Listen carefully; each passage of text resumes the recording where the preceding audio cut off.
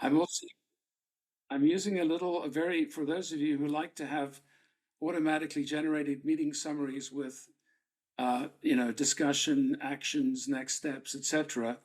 I'm using a little tool called Fathom, which is an AI meeting note taker, which will produce an amazing summary. If you believe it or not, 3 hours, it will give us a pretty good short summary of the meeting. We use this in our regeneration calls, so you'll see that's also joined us, the Fathom note takers. So one of the things we're doing, which is very encouraging, and one of the reasons we have Robert with us in Seattle, sitting between, is it Microsoft and Amazon Web Services, Robert? I'm a bit south of both of them, but yeah, we're we have pretty good connections to all the big cloud providers in my location here. So Robert is basically running a Tiger team developing our application. We already have an app, as some of you know, called the Balancer. Bless you, Indra. And the the Regenovation app is going to contain a lot of the diagnostics and information. It's going to make it a lot easier to do the learning cycle that we're going to talk a bit about in a minute. So I see Shauna is here now. Hi, Shauna. Where are you calling from? Hey, I am in Hamden, Massachusetts. Ah, Massachusetts. Well, welcome. Yeah, Western Mass. I'm about 90 minutes west of Boston. Great. Yeah. All right. You know what? I think we could probably get going. I think we've got a pretty good group here now, and we'll just let the others in as they arrive. Elvia, can you hear me now? Are you there? Are you okay? Yes, yes. Good morning, everybody. I'm Elvia. I'm from Mexico City. I work with Mauricio. Oh, well, welcome, and fantastic to see you here with us. All right. Well, let's get going. Can you all see the slide that's on my screen? Welcome to the Regeneration Community of Practice. If anybody has a problem, technical or otherwise, Robert will troubleshoot you, yeah? So if you're on mute and you forget, we'll hopefully pick that up. And so what I'm going to do is very briefly introduce the day today. And we're going to start off with a 30-minute introduction session where it's going to be a pretty, quick session, because we're going to have 3 hours to get to know each other in some detail, especially in the breakouts and the report backs from the breakouts, which come in about 30 minutes after our introduction.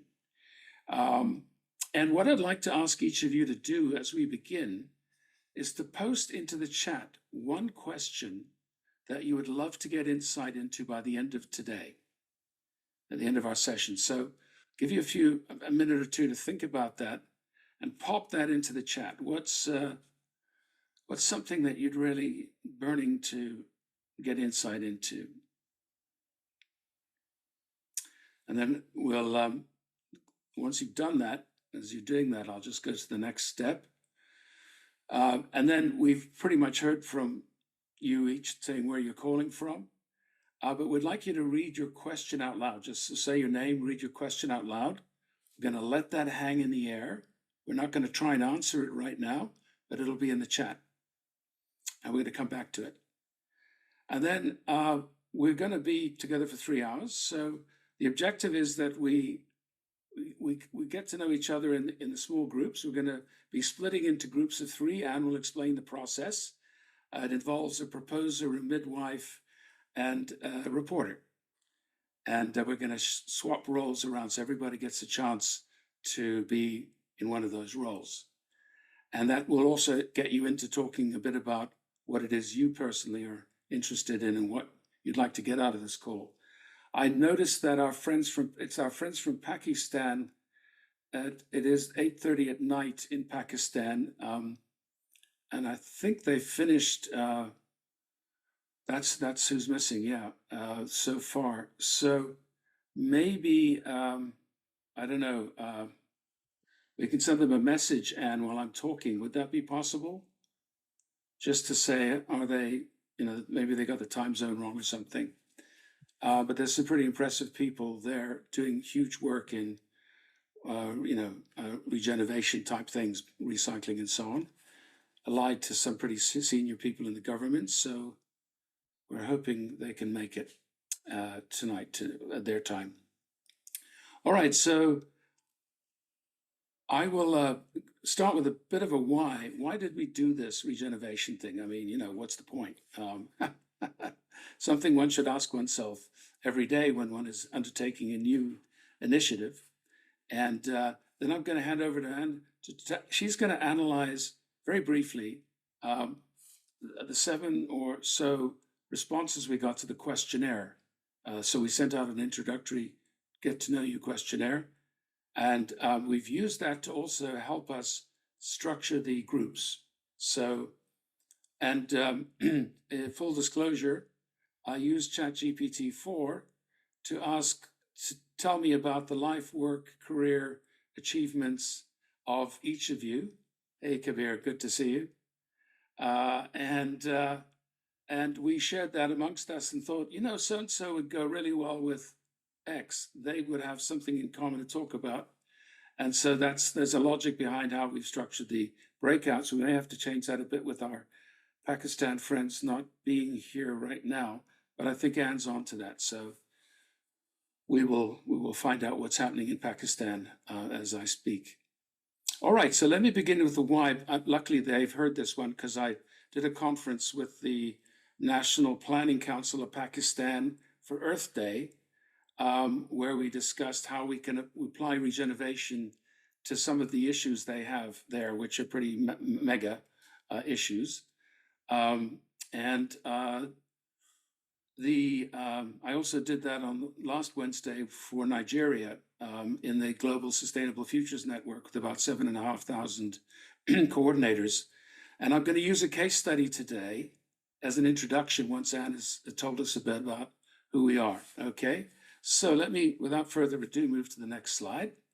And just for everybody, Kabir, you're still in San Diego, I hope, yes? Good to see you, my friend.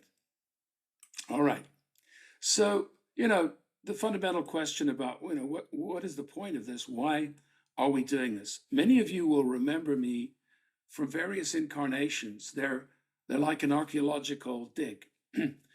About 50 years ago, the Club of Rome got my interest as a teenager. And I was doing a Keep Saturn Clean and Green and Serene campaign and planting trees in a large city in South Africa. And ever since then, I've been thinking, well, how are we doing? They said we're going to have this problem pretty soon, that we're going to hit the limit, right? The limit to growth. Well, surprisingly enough, we did. Not so long ago, about a decade ago. And so after a career in 38 countries on 4 continents, being a lawyer and an investment banker with Citicorp, and then ultimately having gone into the IT space and having run an internet company, etc. In the process, I ended up doing work with the World Bank on sustainable energy strategy for the first Rio conference. And, in 1992, we thought, we got this, right? We got all these clever people around the planet. Rio 1, we're getting everybody together. Sting was telling us how fragile we are and talking about rainforests, and everything was going to work out. But then something happened after 9/11, and everybody got a bit of a shock, like, no, not everything's working. In fact, things are getting bad. What's happening? And Al Gore came out in 2006 with his An Inconvenient Truth. Well, since 2006, it looks like we're really struggling to deal with this. I think you all know about this. I don't need to explain that to you. So what really triggered this was that when we started Renaissance 2 back in 2008, 2009, we gathered together all the smart people we knew on the planet and said, how can we innovate and bring business, government, and civil society and everybody else that needs to be in the room together to crack this? Because we've got to speed up. Because the incremental slow death march that the large corporations are calling sustainability isn't cracking it. And then we took that a step further, and I connected up with one of the founders of the Global Reporting Initiative, and we created Thrivability, and we started a foundation and a movement to start to measure this and involve businesses and sectors to try and see what they could do in each of their industries to accelerate their progress. But what we discovered was we didn't have enough data, because you got to keep people honest with data. It's like having traffic cops with speed cameras that can measure your car anywhere between 50 to 200 miles an hour, and they can say, no, I was doing the speed limit, right? So we got to have the data. So we started the balancer and imported 700 million data items on 15,000 companies in 134 industries to understand the answer to the question, what does it mean to be sustainable or regenerative? Because the words have been corrupted, badly corrupted by greenwashing, and people have lost faith in governments, that's for sure. And ironically, the only thing they haven't lost faith in is business. That's a bit weird. It's still like 70%. They more or less believe businesses when they say something, right? It does what it says on the tin, good. Well, you get the tin. If it does what it says, you're trusting, right? If it doesn't, you don't. Whereas government, you never know where you are, right? Secondly, but we need it. I mean, there's no question we need some governance at least. The second question is, if we knew what it really meant to be sustainable or regenerative, how can we accelerate the innovation? This is about an innovation process that uses two kinds of AI, appreciative inquiry and artificial intelligence, along with human hosting and facilitation, which is what the regeneration process basically is, and I'll talk about that later. And then finally, everybody talks about impact. What kind of impact are we having? Oh, we're having a good impact. Oh, I'm an impact investor. Hooray. But yeah, so what? What is actually going on when you say I'm creating impact? And how can we judge whether we or somebody else claiming impact is doing what it says on the tin, right?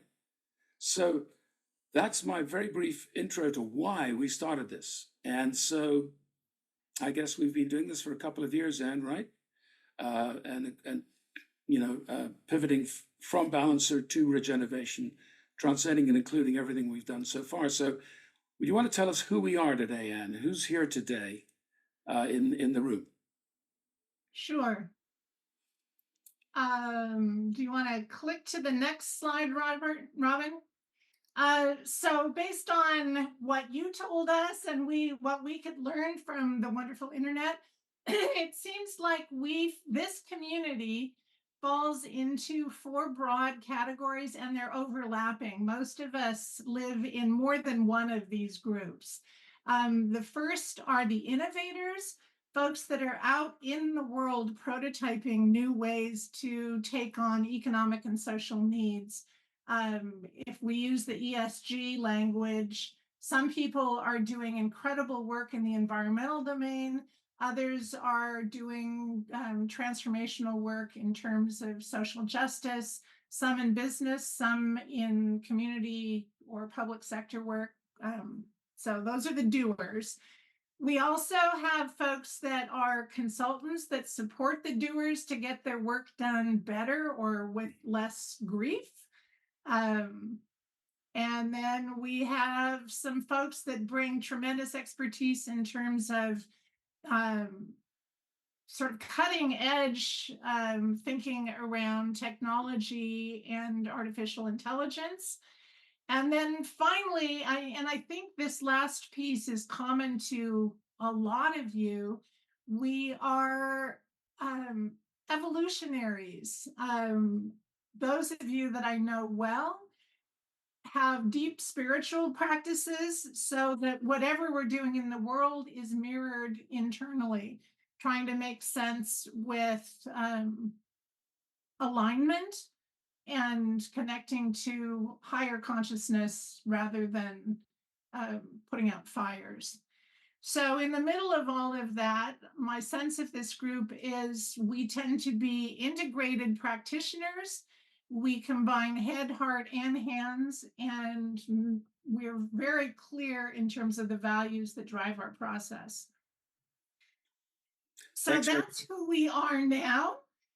Where I am hoping we will move to, click Robin, please, is this becomes the beginning of a potential community of practice where we can learn and apply together the principles of regeneration and support each other.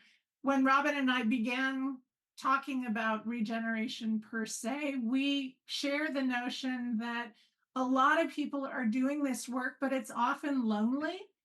And it's still an uphill climb. We're making things up as we go along, but not necessarily easily available, easy access to others that are in the same journey. So the aspirational goal is a community of practice. Next, Robin.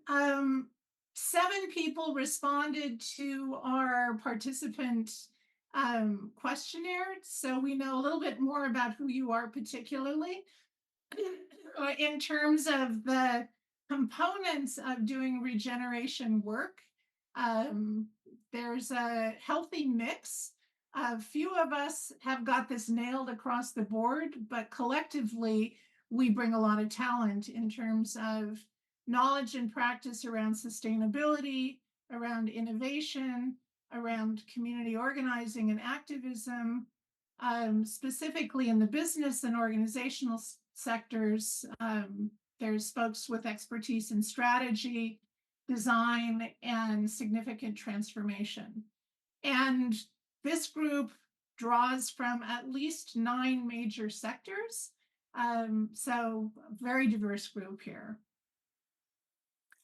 Yeah, thanks, Anne. And like I was saying in the beginning, we're seeing a shift going on in our take make waste paradigm that we live in today. And there is a growing acceptance of a new reality of the planetary boundaries, social floors, of course, circularity and sustainability.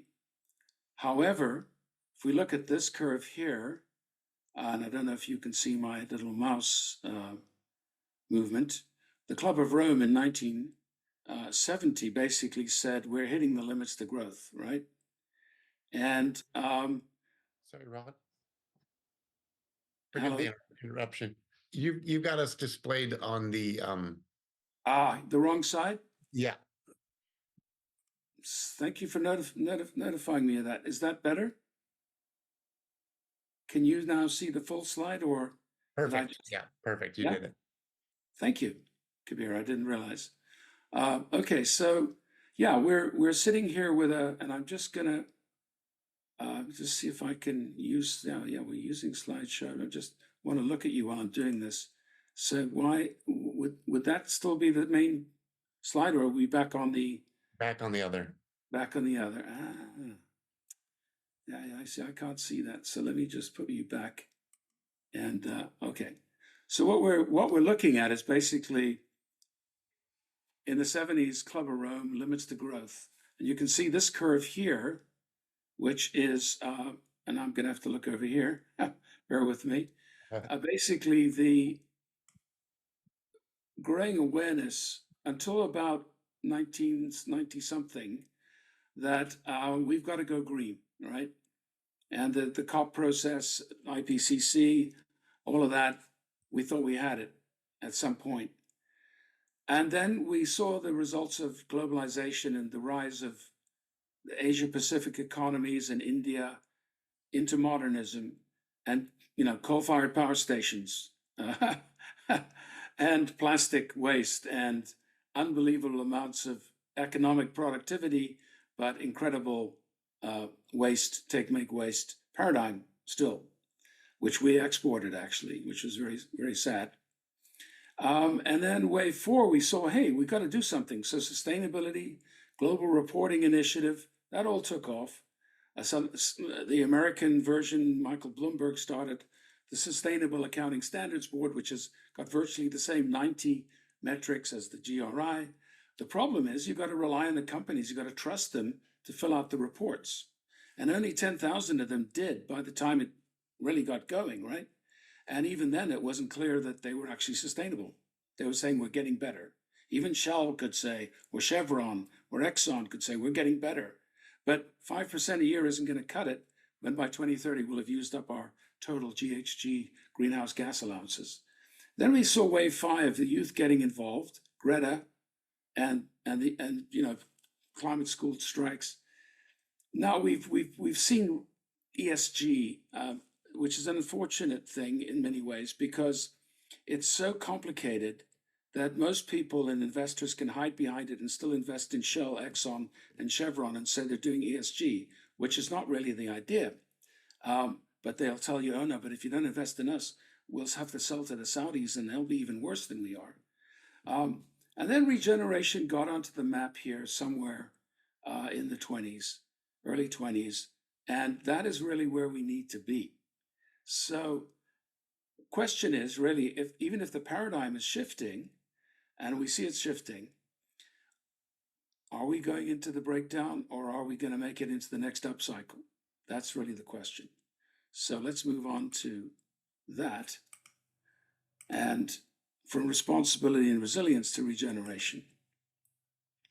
And what we're doing here, and you'll see a slide in a minute from Anne, about where we are each is, and this is something we developed originally in the Thrivability Foundation, as I and my colleagues went around the world giving speeches at Sustainable Brand and other conferences to thousands of people, hoping that they'd go, yeah, we're going to get there, we're going to be there, is that they basically said, well, we're going to be sustainable. We're going to fix what we've broken.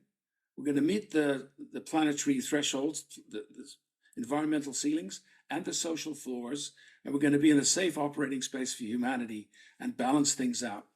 But unfortunately, we didn't get there. And what we have to do for most is go much faster and leapfrog from business as usual and improving corporate social responsibility and sustainability. And by the way, I'm talking from the experience of us having worked with the leaders in the sustainability field, too numerous to name, but even they admit, they've got a fair way to go. So Anne, who are we here? Where are we at as a group from what we've been able to tell from the surveys? From the small sample, most of us are hovering around the sustainability checkpoint. Some are further back at the starting gate. But what struck me from the responses we got to the survey was we all aspire to do better, and some of us are sense enough what regeneration stands for that it's an ambition. So we're a crowd of people that are eager to figure out how to get there. That's the takeaway. Yeah, and just on that note, for those of you who haven't had the opportunity to complete the survey, we'd love to get a complete picture of where people are at, and that gives us a bit of a guide as to how we actually speak to this and speak to people where they're at. Because our goal here is to make things as simple as possible, but no simpler. That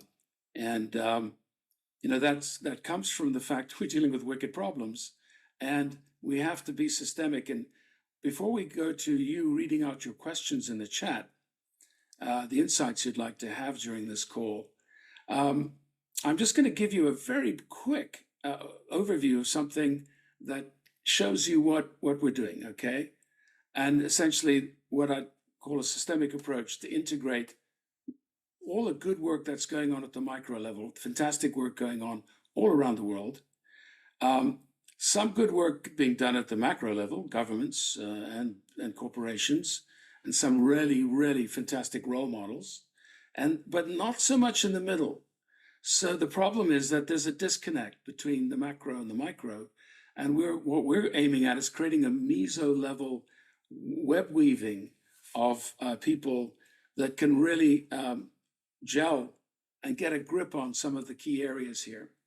And so I'm going to show you a case study that I presented last week in both Pakistan conference and Nigeria, and it really resonated with people because I got involved in this several years ago, and I know the founder quite well. And 7 years ago, he was desperate. He was hoping to get funding. He said, "I've spent all the money I've got in 5 years. I sold all my businesses to do this, to stop plastic going into the ocean." And I said, "Well, David, I'm with you. I'll do whatever I can to help you," which I've done. And today, here we go. Can you hear that? Plastic before it enters the ocean. No matter how overwhelming it seems, you can stop it.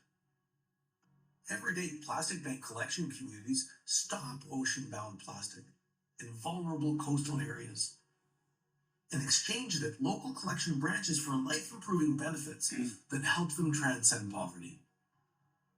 The collected plastic is reprocessed into social plastic that's used by the world's most progressive companies. Traceable collection, secure income, and audit-ready impact reporting is at the heart of our blockchain-secured platform, Alchemy. Over 12 billion kilo of plastic is entering the ocean every year.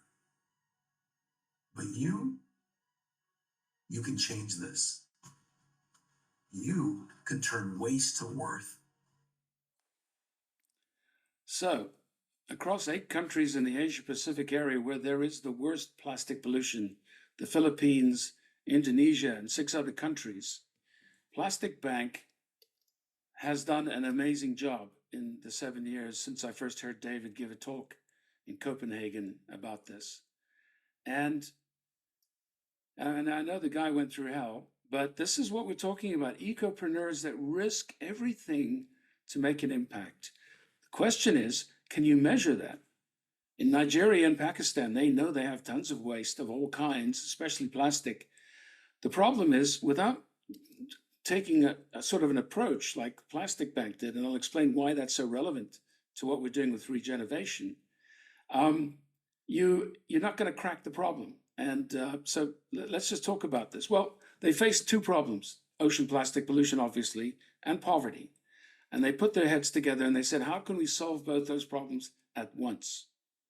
And this is the key to Regenovation. It's about synergizing with high integrity or syntegrity, the ability of people all over the planet to solve these problems at local levels with the support of some macro institutional backup and a meso mix of different players that can actually help them deliver this. So what Plastic Bank did was they started by constructing recycling infrastructure where they're operating. And they decided they're going to pay a social plastic premium to the collectors of plastic, which makes sure they have a livable income. And they, in turn, that motivated the communities these people are part of to combat the other pollution problems they're having. Now, the key to this is the ability to exchange the plastic waste for money, goods, or blockchain secured digital tokens. And I'll explain how that works in a minute, very quickly. And to make plastic too valuable to throw away, it is actually valuable, and it costs a lot less to the planet and to the companies like Procter & Gamble and Unilever and hundreds of others that are now using social plastic pioneered by Plastic Bank. To the extent that there's, I haven't heard the outcome, but the global plastic treaty negotiations for the UN in Ottawa, where I heard from somebody last week who was in those negotiations, I hopefully got signatures from all 70 countries to agree a regulatory framework. And that is fundamental to help make plastic valuable and recyclable globally and to reduce the amount being produced from fossil fuels. And to make it simple, so Plastic Bank works with entrepreneurs, small and medium-sized enterprises. They get a franchise, they get the software, they get the blockchain Alchemy application, and they basically enable Plastic Bank to do amazing things. So how do we measure that? Well, here's what we do with the Regenovation model where this all started. We say, well, let's synthesize everything we know about sustainability and regeneration and the pathways out of business as usual and corporate social responsibility and slow death sustainability march to beyond net positive to regeneration ASAP. Because if we look at the 90 metrics of the Global Reporting Initiative, the Sustainable Accounting Standards Board, the International Sustainability Standards Board, which is now trying to standardize this, but in terms of its ethics and its actual role as a true standard setter, it's being questioned because of some influence by the donors, Amazon and various other giant corporations, Microsoft and others. And the 8 capitals that we know, the natural, the human, the intellectual and knowledge capitals, social and relationship capitals that are the anthro capitals that give human genius the ability to innovate solutions to these challenges. And then we take the 17 SDGs around the edge and we look at the 15 critical transitions we need to make it through.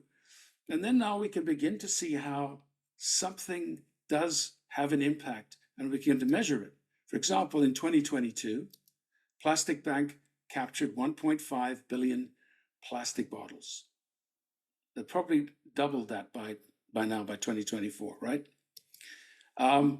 They're definitely helping life, below water, and some of the SDGs there, definitely helping the health of those communities, human capital and intellectual capital for innovation.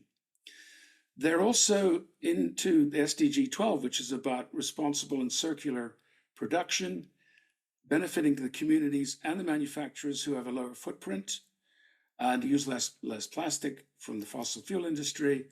And finally, they do no harm. They stop plastic going into the ocean and they help eliminate poverty in the communities they operate in. And they've just begun, really. And so one of the things we're doing is working with other people trying to do the same thing in Pakistan and Nigeria and other countries. So I will stop there, and I'm now going to hand over to Anne, who's going to explain. We're going to ask you to read out your insight questions, and she'll explain the process of breakouts. And Robert is ready to put us into breakout rooms. And Anne and I will sort of come through, just see how you're getting on. If everything's fine, we'll move on. If you need some help, we'll be there to help you. So let me stop sharing my screen now. And Anne, I'm going to hand over to you. So some of you that joined a little bit after the start of today's call may have missed. We would love it if you type into the chat. Actually, you don't need to do that. We're recording this. But I would love to hear from each of you participants one question that you would love to get more insight into by the end of today. This is not an expectation, like sometimes we ask people to put on a post-it in a meeting, but a question that you're curious about and would love new ideas on. So let's go around the room. And I'm going to start with Karen because she already posted her question. I And know, Karen, yeah. you can read yours and then you can call on someone else Okay. until we make it around the participants, and then I'll tell you how we will transition into breakouts. We just Yeah. got a breakout room invitation, sorry. Right, so don't go okay. there yet. Okay, canceled Stay it. here for a minute. Go ahead, Karen. Okay. So my question was just about getting how we get started. I have my ideas on my ways that I've gotten started with people with all of this kind of work with business. But I have a limited perspective. So I'd like to know other ways that people are getting started with this work so that it's practical and happening. Thanks. Who do you pick to follow you? Oh, right. Who Eloy? You're on video. Yeah, thanks. My question would be, what can those of us that are don't have capacity for a lot of effort and time, what can we do on small scale? Thank you. Can you call on the next person, Eloy? Yeah, Elvia. Elvia?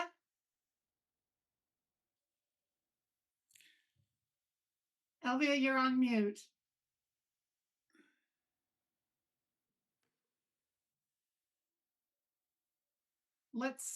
Sorry, I'm gonna facilitate. Let's skip Elvia. How about Indra? One question. I've got too many questions, I'm afraid.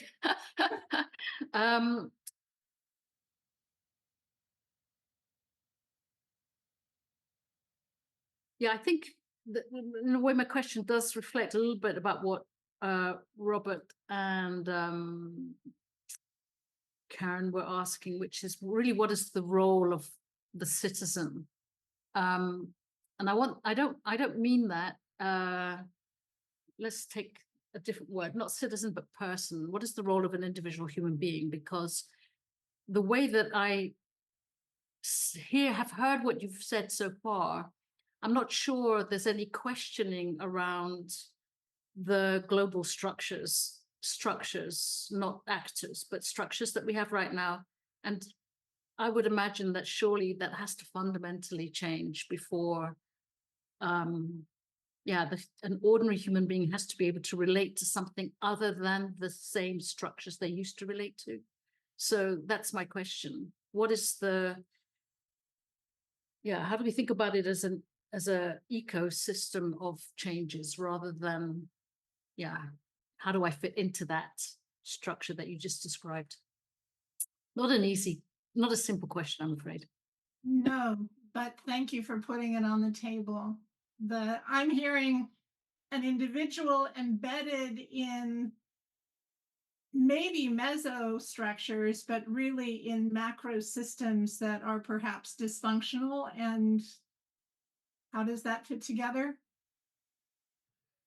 Yeah, but within the same question, how can those mesostructures stay within the old macro structure that we're implying? Because it sounds to me as if that's where the analysis is coming from. So that's my question. Do we need to shift our concept of the whole, global socioeconomic political system before we can really make a real meaningful shift in our behavior as individuals? That's my question. I'm quite sure we can answer that question today. But it's a great question. I'm going to call on the next person. How about Mauricio? Mauricio, you're on mute. There we go.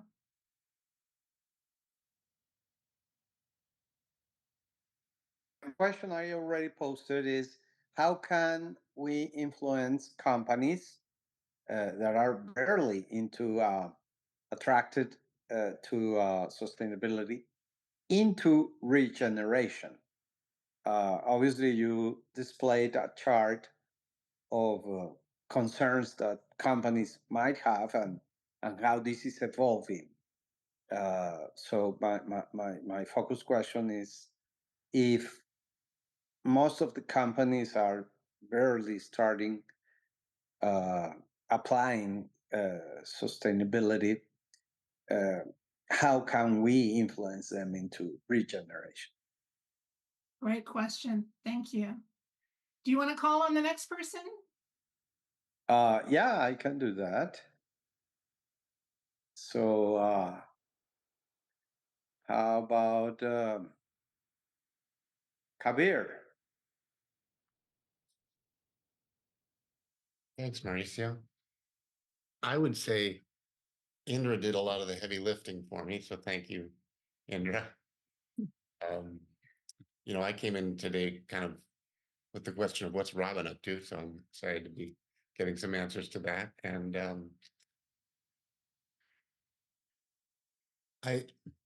I'm even stepping back a half step from what Indra shared. I'm not even sure I'm oriented to questions and answers. I know that what's motivating me to be here and spend this time with you all today is a care for being sensitive to the field of this global concern and wanting to breathe and be a part of that, to conspire, to feel into and sense, with increasing granularity, what's going on and how do I bring an enlightened participation in that, in this time. So yeah, feel very much rewarded already. So thank you all. I'll pass it on to Yeah. sorry, my eyes aren't great. Is it Shania? Shauna. Shauna. Hey, I'm Shanna. Shanna. Shanna. Shanna like banana. I say it was, tough third grade, but at this age, it's okay. So I missed the question. My apologies. I had an unexpected call come in. So was this the big question that we were supposed to post to the chat? It's what's the question that's really living for you right now? We won't necessarily answer it, but the question space, I love what Kabir said. The question space expands what we're paying attention to. So what's on your mind? A question that you would love more insight into. Well, I very much resonated with the frequency of what I've been feeling, even just coming back in. Actually posed a question to my oldest son. I have 6 children that are 18 to 30. The movie Everything Everywhere All at Once came back to me yesterday. I've had a whole, in my own experience and even of late, the question for me has been how to be fully present, maintain your constitution. I'm in platform company environments where I'm watching and have been watching and observed and been subject to deep corruption, like violation of criminal laws. Even in a situation with a car recently, documents being written as if they were crafted by me with my name on them. It feels like every day I'm like, it's like to wake up to the day, and it does feel like there's an emergent field and resonance that is lifting above that somehow. And I guess I'm curious about the mystery side of these intermingled worlds and our experience. And like we feel like we're almost like leaning into wanting to find new words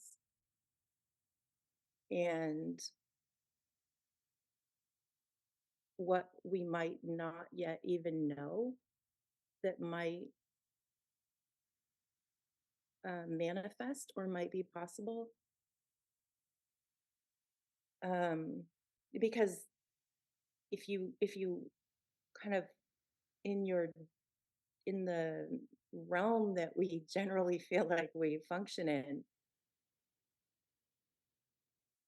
it can feel almost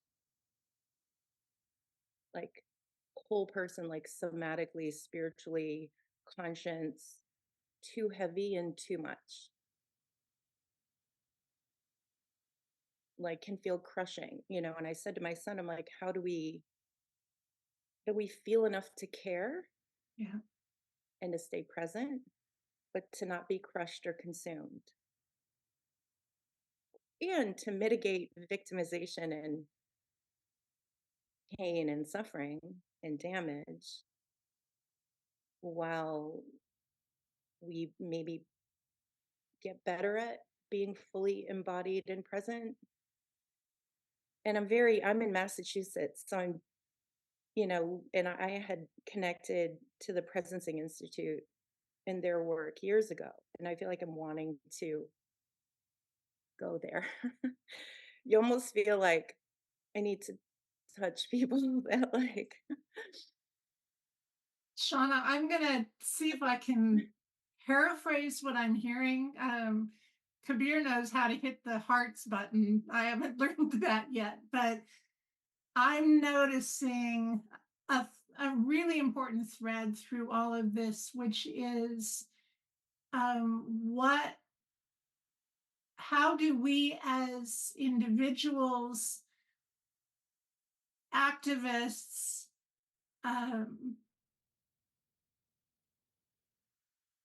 passionate about a better world, both hold ourselves on that edge between fear and hope? And what is the role of bringing that into our work at whatever scale we're engaged with? I want to tie it to Indra's observation about discernment between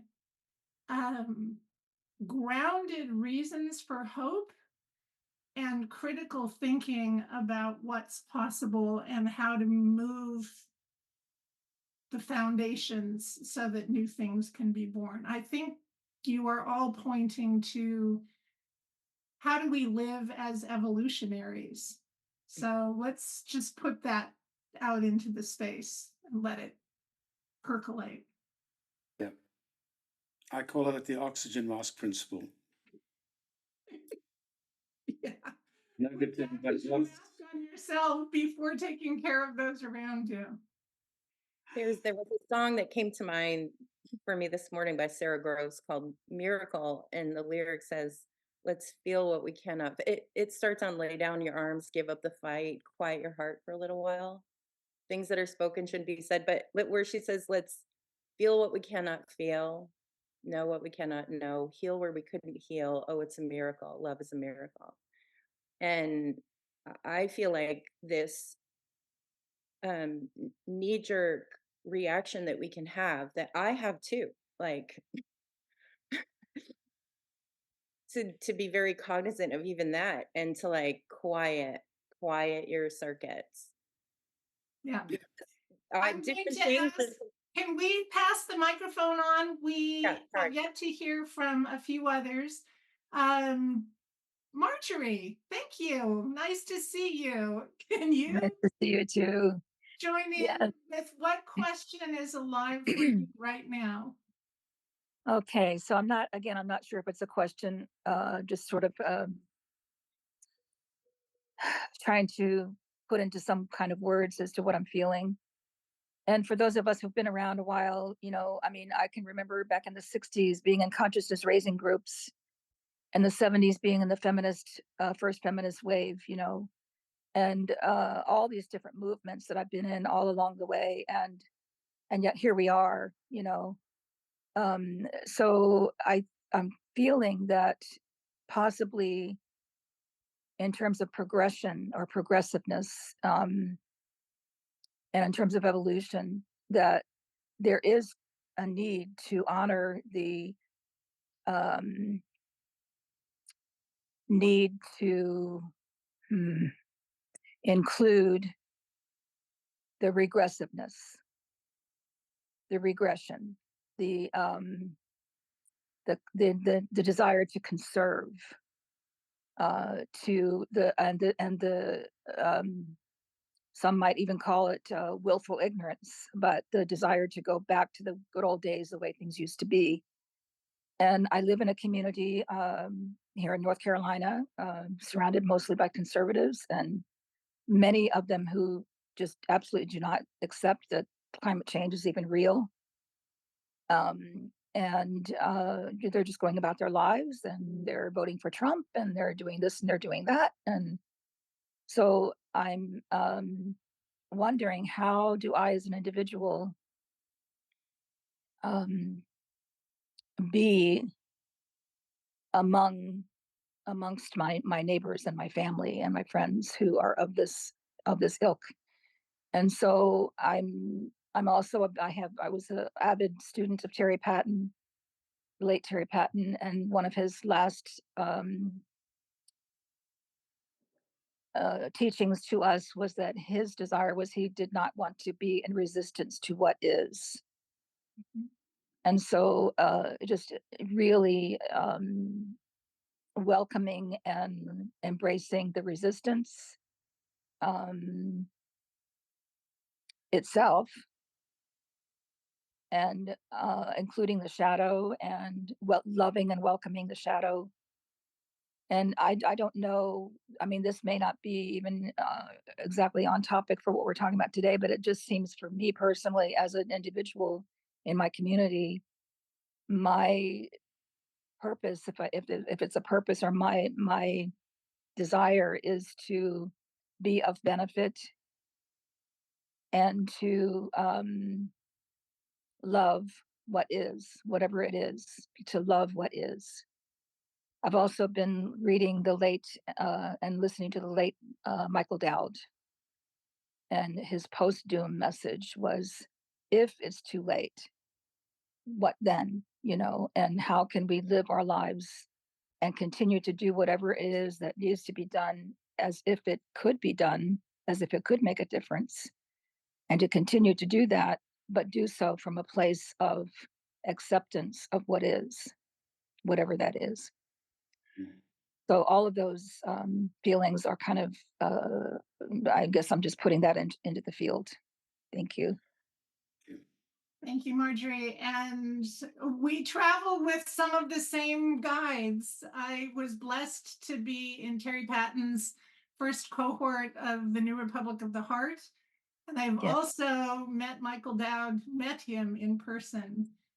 Again, I'm hearing this question about how are we to be in this? And I know, Robin, we'll get to this. Sorry, I don't want to hog the mic too much, but part of the built-in wisdom of the Regenovation toolkit is start with what is working. How can we be inspired by what has already proven to be of value, and seek ways to integrate both the evolutionary forces and the constraining forces, because none of us have this figured out. So that's a great question. And I think both Terry and Michael Dowd would say, they might not say this, it is arrogant to assume that we are doomed. That denies the evolutionary force. So how can we better ride it? That's a good question to sit with, but thank you for bringing it into the space. I'm going to call on Elvia, if you can unmute yourself, if you're with us. There she is. Yes, sorry. Thanks. Thank you. I'm new to the group, so I try to be attuned with the theme. I think for me the question about regeneration or regenerative systems is to how can we get people involved. Well, I live in a city, and most of people from city is not aware of the problem of regeneration. So I think it will be important to let them know, or how can we make people be aware of this this issue, and of the concept. First of all, to understand the concept of regeneration.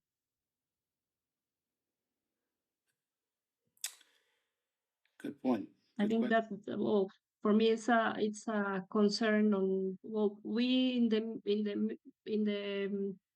the community that we work and the people that we get involved, we know, and in some grade we try to decipher what is regeneration or agriculture, regenerative agriculture, or the concept in general, and what are the different aristas or parts of the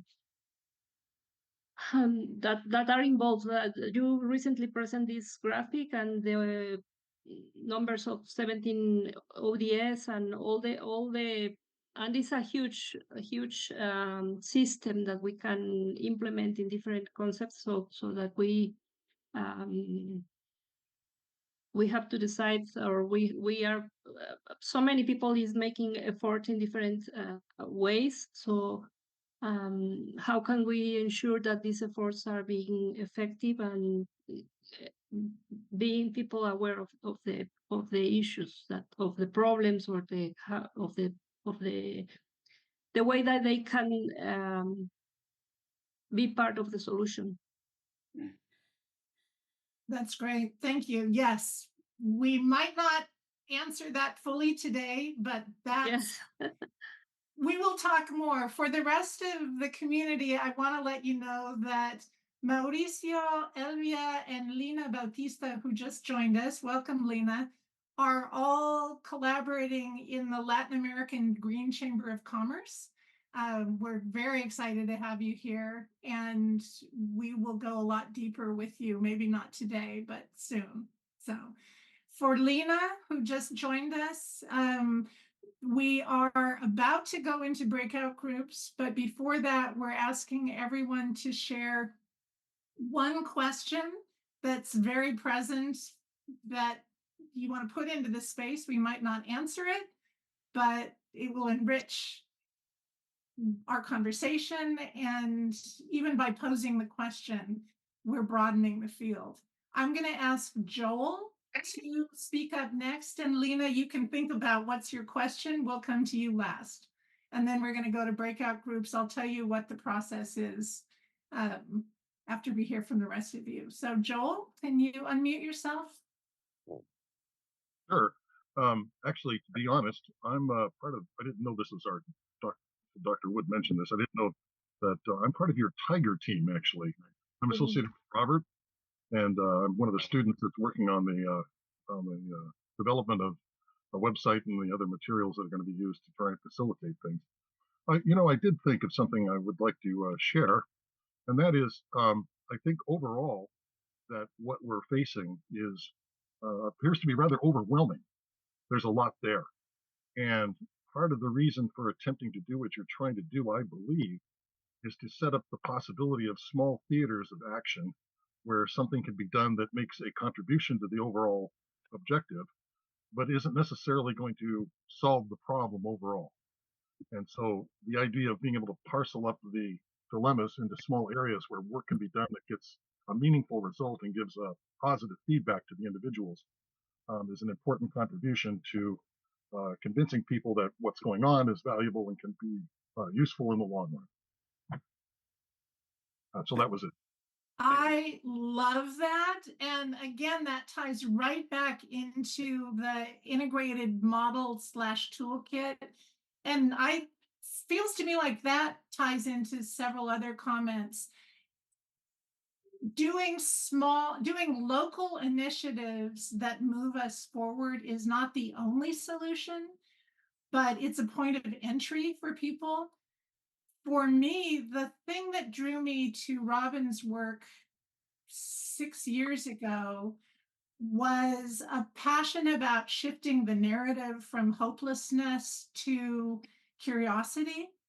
Maybe not all the way to optimism, but to the extent that we learn more about what's possible and have a direct experience of it, then I think we can accelerate the evolutionary process. But let's hold that in the space as well.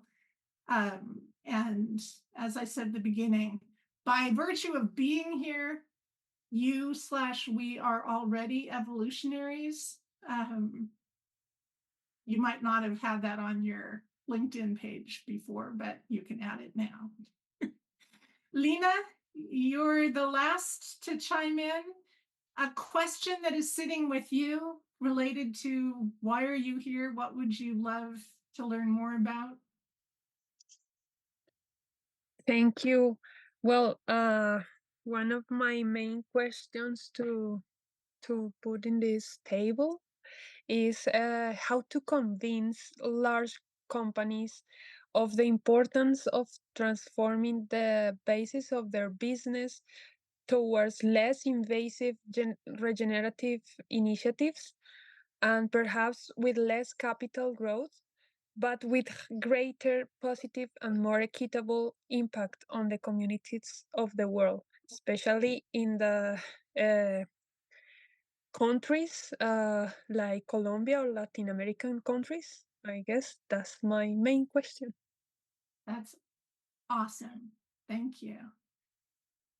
So now we all have, I think, a bigger sense of who's in the room, what are the curiosities that drive us. We're going to shift to breakout groups. Bob, how many breakout rooms do we have? We currently have 3 rooms. 2 of them have 3 people. 1 of them have 4 people. It would be possible to divide that into 2 rooms of 2. So I DM'd you and Robin on that. So any way you want to play it is fine with me. I think let's do 2 rooms of 2 and 2 rooms of 3. That will give everybody more of a chance to get their voices heard. So what we're going to ask you to do is in your breakout room, and everything I'm telling you now, you will get messages once you're in the breakout room to remind you. It's a lot to try to remember. There are 2 or 3 roles, depending on how many people are in the room. Whoever's first name is closer to the beginning of the alphabet will be the first speaker. So if it were me and Robin, I would be the first one to speak. I will take about 5 minutes to tell the others in my breakout room a project that I'm involved with right now that both inspires and engages me, related in some way to regeneration, at whatever scale is happening for you. So take 5 minutes to talk about what it is and describe, where are you stuck right now? What's the knot that is kind of holding the energy back that you can't quite seem to loosen up so you can move forward? So take about 5 minutes to do that. The other 2 roles, one is the interviewer or midwife, whose job is basically to ask more probing questions. Tell me more about this, say more about that, fill in these gaps, facilitate the speaker being able to tell us what's really the heart of what's going on here. That may combine with the third role of reporter. So if there's only 2 in the room, the midwife and the reporter is in charge of taking down the high points of what the speaker is telling you, because the reporter is going to report back to the group. Not everyone will have time back in the main room, but we'll invite 4 or 5 report backs out of the 10 or so that are here. So speaker, interviewer, and reporter. So and in alphabetical order, just so you don't sit around for 2 minutes trying to figure out who's going first. If it's Anne, Robin, and Shauna, Anne is the first speaker, Robin is the first interviewer, Shauna is the first reporter.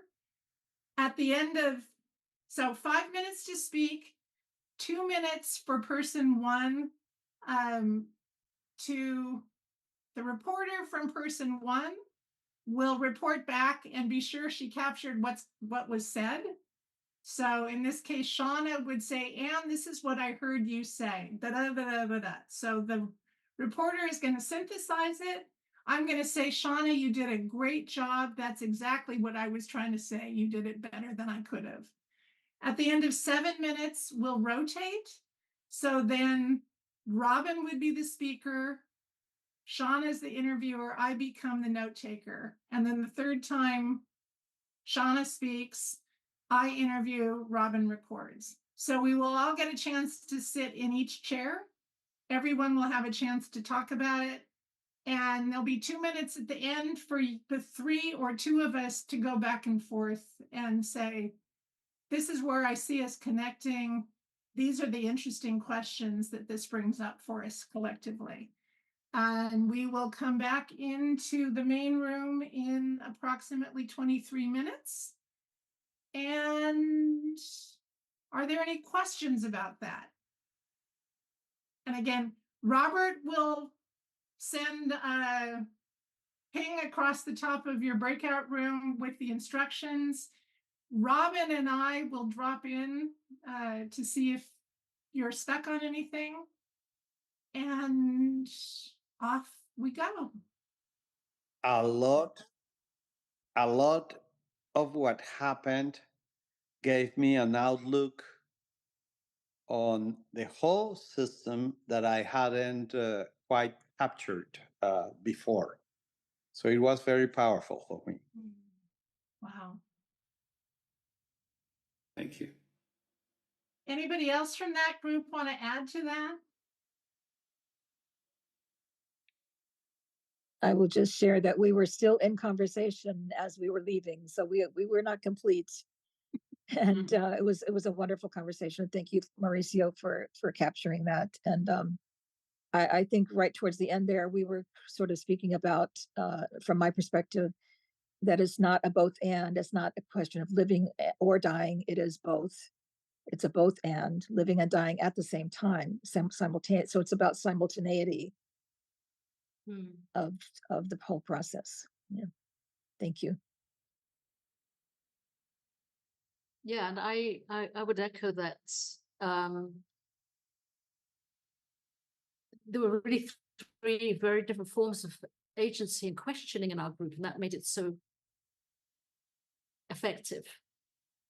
But Marjorie reminded us of the metaphor that sometimes we can take for granted. It seems too simple, but it's so powerful, about the move from the caterpillar to the butterfly.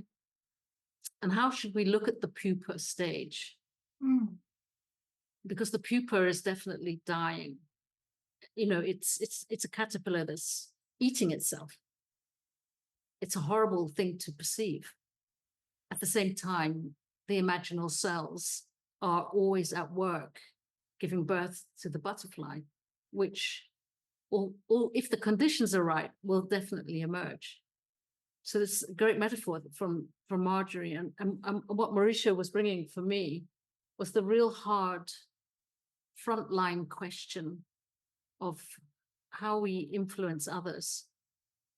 We can hold this knowledge, but how do we influence others so that they make really important changes from one to one?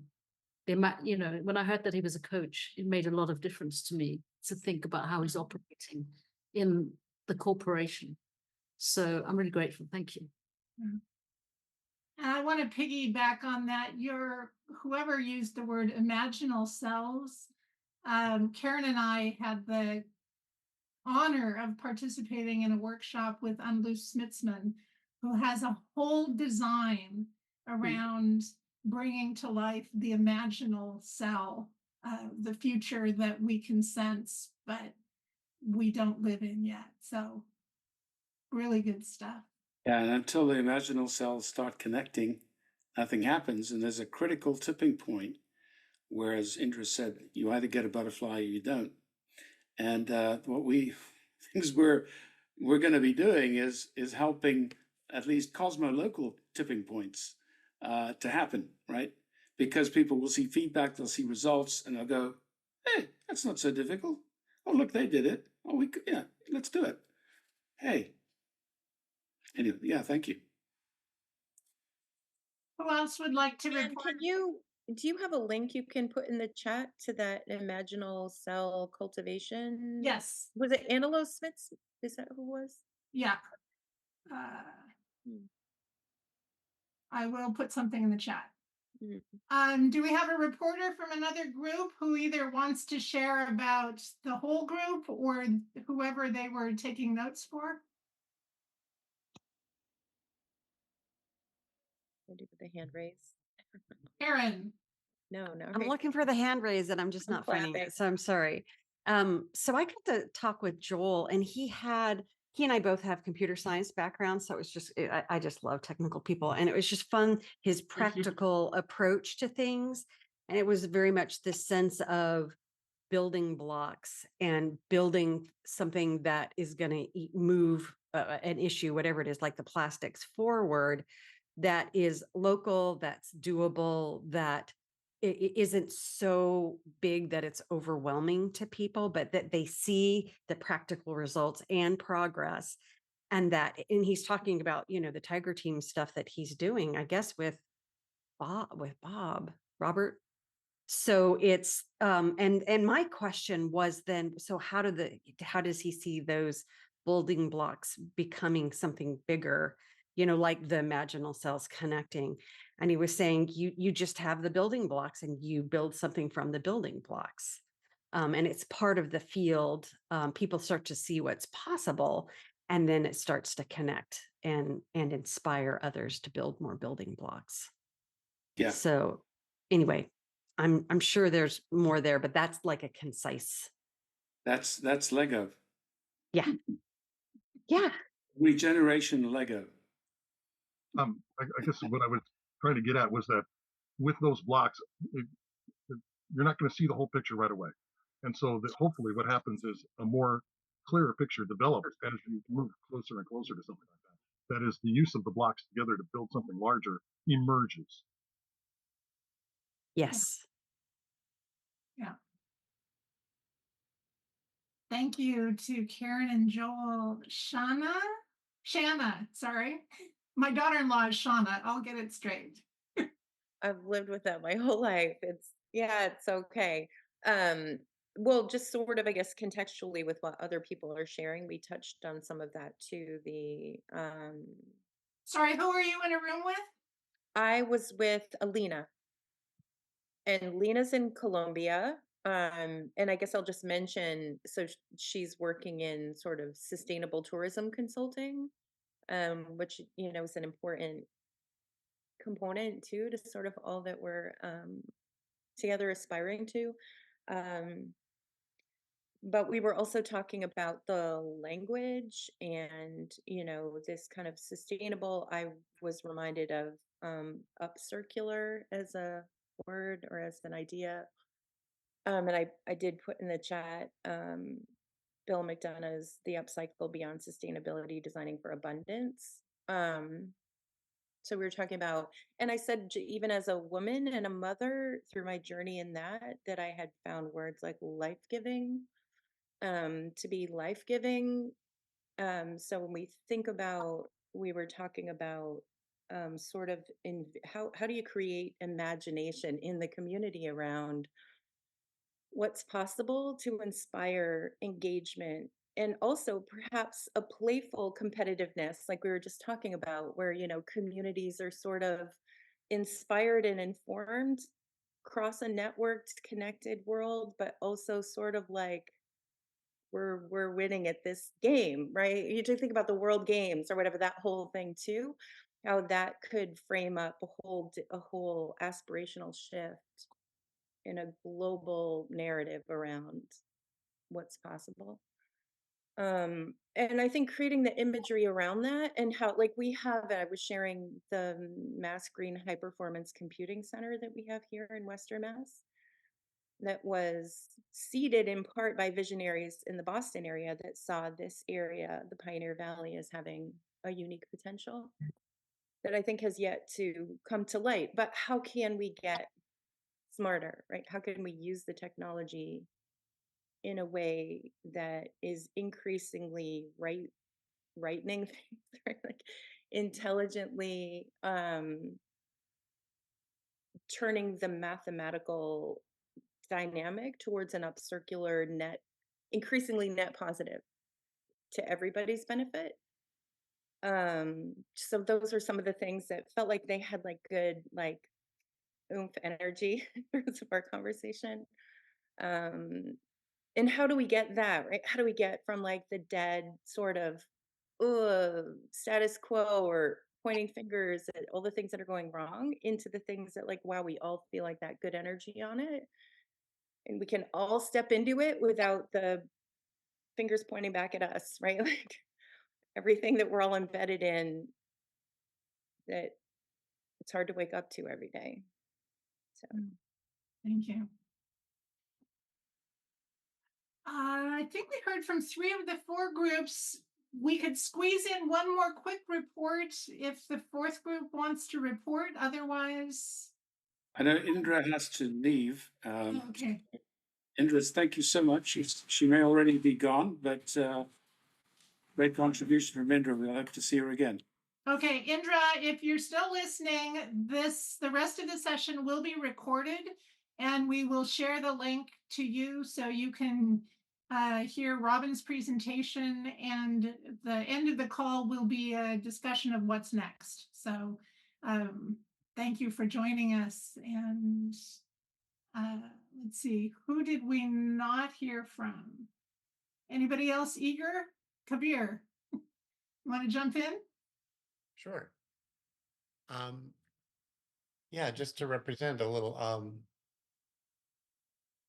I was really touched to see the humility I was in a group with Eloy and Elva, and I was reporting on Eloy, and there was such a, this is just going to be the Eloy hour for a minute here, sorry about that. There was just such a depth of humility and sincerity about crafting himself as a vessel, or the energy that expresses into the world as Eloy. And at the same time, that it almost bypassed, at least in expression, explicitly, like the impact that Eloy brings, in his work. He reported really seeing himself in a potency place where he's gestating and looking for what's the powerful expression that can flow through him. And I'm a testament to experiencing the work that's been flowing through him for many years now, and just how powerful that really is day to day. So yeah, I think there's something in there about,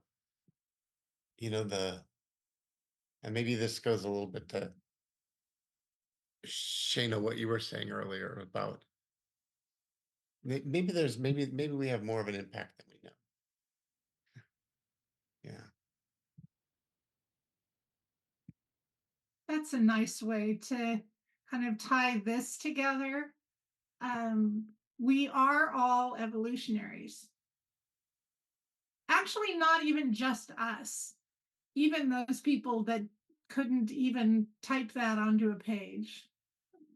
But we'll put a pause on that, and I'm going to hand the microphone over to Robin. We are aiming to have a balance of Robin's voice with you all raising your hands or putting questions into the chat. Robin's going to walk us through an overview of what's in the Regenovation platform as a toolkit that helps folks systematically dig into juicy challenges. And there'll be an overview, a quick taste of the individual components, and we're going to try to walk you through all of that in about 45 minutes. So we have 25 minutes, give or take, at the end for more questions and what's next. Robin, did I are we agreed that's what we're about? I was given 7 minutes in the Pakistan National Council meeting. I did it. It turned out that 1 or 2 presenters didn't show up for the Nigerian meeting, so I got 45 minutes with lots of questions, and I did much the same thing. But as you know, I'm pretty good at going into the details. So what I'm going to aim to do today is create a nice balance between those two extremes. I'm going to let everybody know if I hold up a pink heart, that's a sign to Robin that he has to wrap up and move on to the next thing. So I Okay. get to be the timekeeper here. Yeah, I've only been thinking about this for 50 years, and here are my conclusions in the next 10 minutes. All right. I'm going to put something up that may or may not be what Robert said in our call, our preparation call last night. It just came out like with this amazing sentence, and I thought I would want him to say this himself and amplify it a bit before I jump in. So, Robert, if you want to jump in and just explain again what you were meaning when you said this, as we captured it. Thanks, Robin. Now, I have a standing rule. I never read PowerPoint slides, so you're all going to have to read it yourself. But let me tell you where it came from. You have to understand that I'm teaching a software development class right now, and Regenovation is one of our clients for practicum projects. So a few weeks ago, I had to explain to a room full of software developers what this was. And since they were patient types, they gave me about 30 seconds to get to the point. So anyway, I put up one of the diagrams and said, look, this is an action learning model. It's a cyclical thing that starts with human values, runs through strategies and actions, and generates data. And our job as software developers is to capture the data and then do interesting things with it. So in a nutshell, that's what's going on. So you have to think of this as an engine that just keeps going and going and going and building and building and building every time through. And then beyond the what I call the flywheel or the engine at the center of it, there's at least 8 other distinct tools that either feed into the process or feed off of the process. Moreover, Regenovation, is a platform that is extensible and would allow the integration of other significant tools that are available to the environmental sustainability community. So it's a little wordier than what's on the slide, but hopefully got the job done. Well, thank you very much, Robert. And yeah, that's a perfect segue into what we're trying to do, because it's quite hard to capture it all. And sometimes I forget to mention some aspects of it because there are a lot of different facets. But it actually, when it goes into action, it's really simple. Yeah. And I just want to go back to something Indra said about the system and what a lot of people said during the course of the last, feedback and before about your insight questions. And that is that, yes, we are in a gigantic system. And let's be clear, big government, big media, big corporations, big NGOs, yeah, big INGOs, international non-governmental organizations like they're all speaking loudly, shouting actually from the rooftops about their achievements, while everybody's scared to death of the fact that we're not seeing much happening, really. We're seeing something happening. And particularly because we're only getting bad news from big media, because that sells stuff and makes people go shopping. But they get about a 30-second hit from buying the thing and then taking it home and another 30 seconds opening it. And then they kind of get bored with it and have to get another thing, which is how we run our global economy, because we want infinite growth on a planet that has finite resources, which doesn't work, obviously. So something has to give, and we all know that. And in different ways, we're all doing something about it, either personally, with voluntary simplicity, which, by the way, gives me a lot greater inner peace than being a consumption-driven, shopping mall, sucker. But most of the world hasn't woken up to that yet, or if they have, they've woken up to the fact that there's a problem with that, and they're sort of trying to do a little bit, but it's incremental, just like, we say the big companies are doing it. But let's remember, we're in a system where about 30% of the global economy is controlled by large corporations and banks and media companies, okay? That's it. 70%, and by the way, they have an infinite number of people trying to get their business, right? And it's not in the interests of sustainability, so-called sustainability professionals, to be too radical.